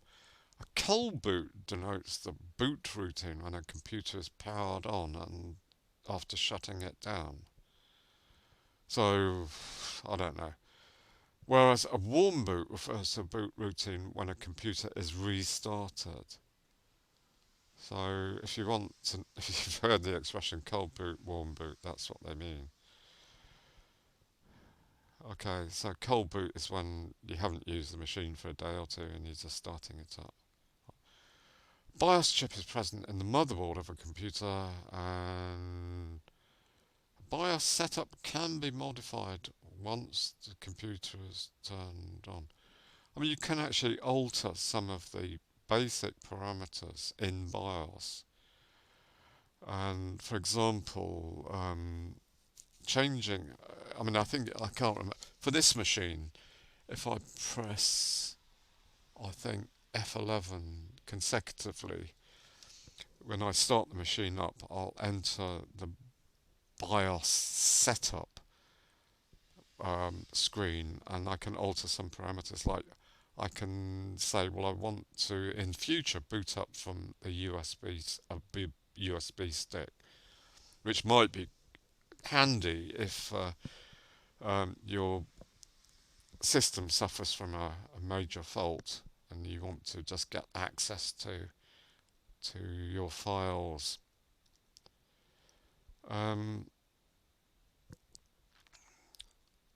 So I'll finish on this slide. Operating system managers can manage the CPU in the sense that to run software, the operating system finds a program in the hard disk, maybe, loads it into, loads it into the hard disk, loads it into main memory, and instructs the CPU to start executing that program from the beginning. And it gives the operating system the address, so I should have actually said, gives the operating system the address of the first instruction to be executed by putting that address into the program counter register. So I'm sure, Mohammed, you had a look at the architecture presentation, so you might have come across the program counter register. So the operating system does things like that. I want to run a program. I can tell the computer to run a particular program. I mean, maybe just by typing the name of an executable in the command line prompt, and the operating system will say, okay, I'm going to find out the first instruction of that program and put the address of that first instruction into the program counter, and we'll start executing the program using the fetch execute instruction cycle. So I'll finish there. And I'm sorry this last half an hour has been very general, giving you an overview and a bit of terminology, and maybe something to think about. Uh, I mean, one thing I'd like you to ask yourself is this, and I've mentioned one particular person who worked at Bletchley Park, who was called Turing, and history says that Turing masterminded the cracking of the German code system using the Enigma machine. So I don't know if you know anything about that. But it's this. So what I want to ask you is this. This is the question. If you spoke to a computer and you asked it questions, and it spoke back to you and responded to you, would you be prepared in certain circumstances to treat the machine as being human? And you might say, well, obviously not, but why?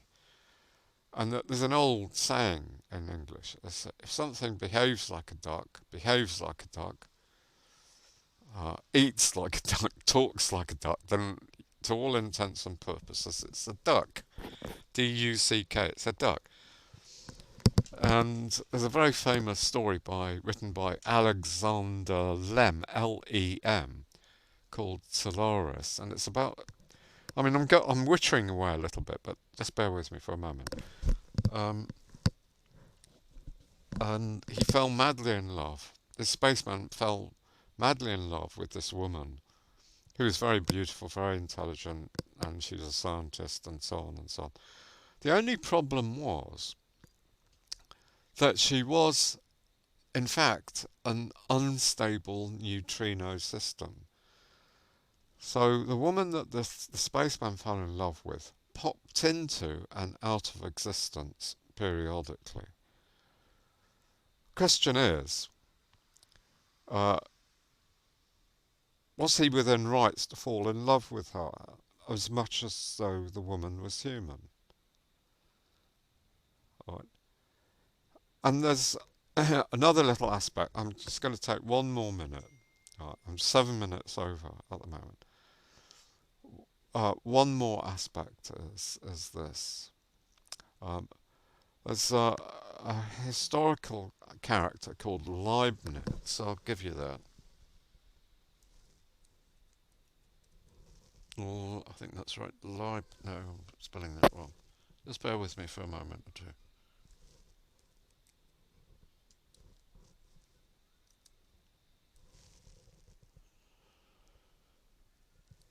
Leibniz, who actually um, had proposed two fundamental laws.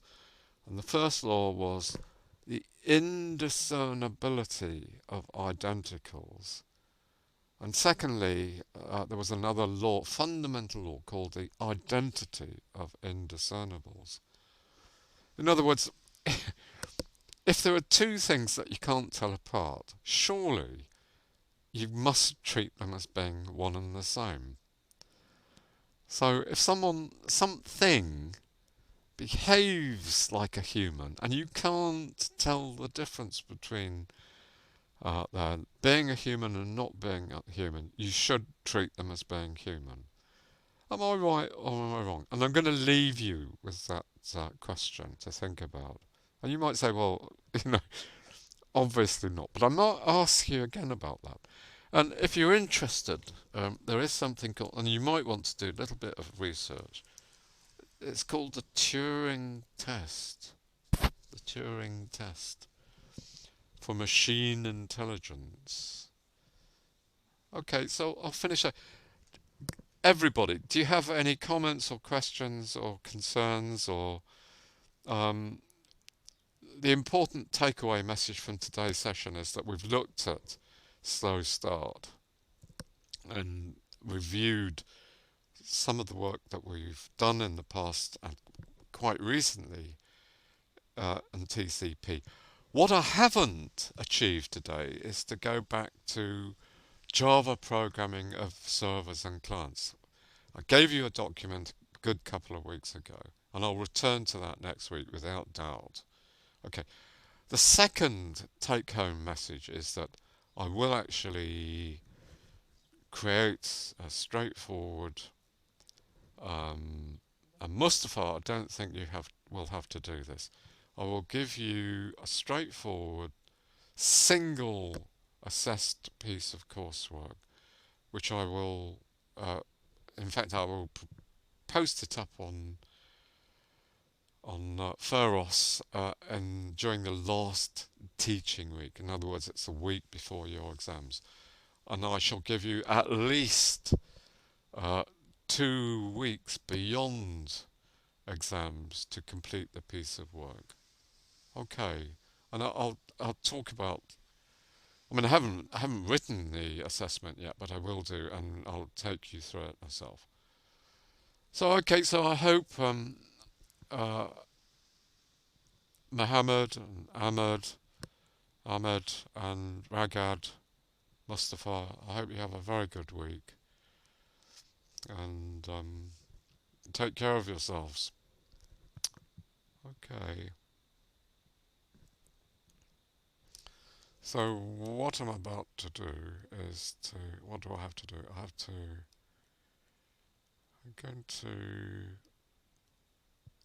No, I'm not going to pause recording. Apparently I've got nearly 130 minutes of recording on BBB, but I'm convinced it's not going to be created. But I will have my own recording to put up on Pharos within a couple of days. Okay, so I'll say goodbye. Any comments? Anybody? I've got some more messages. Let me have a look at my messages. Mohammed, thank you. Ragad, thank you. Thank you. Mustafa, thank you. Thank you, Mohammed. That's lovely. Okay, so take care of yourselves, and I'll see you and hear from you and talk to you next week. And next week, I might even share, just in case you're. I was going to share my screen, but I'm going to leave the meeting upside. That's me upside down, I think. But take care, all of you. Okay, take care. Bye bye. And I'm ending the meeting.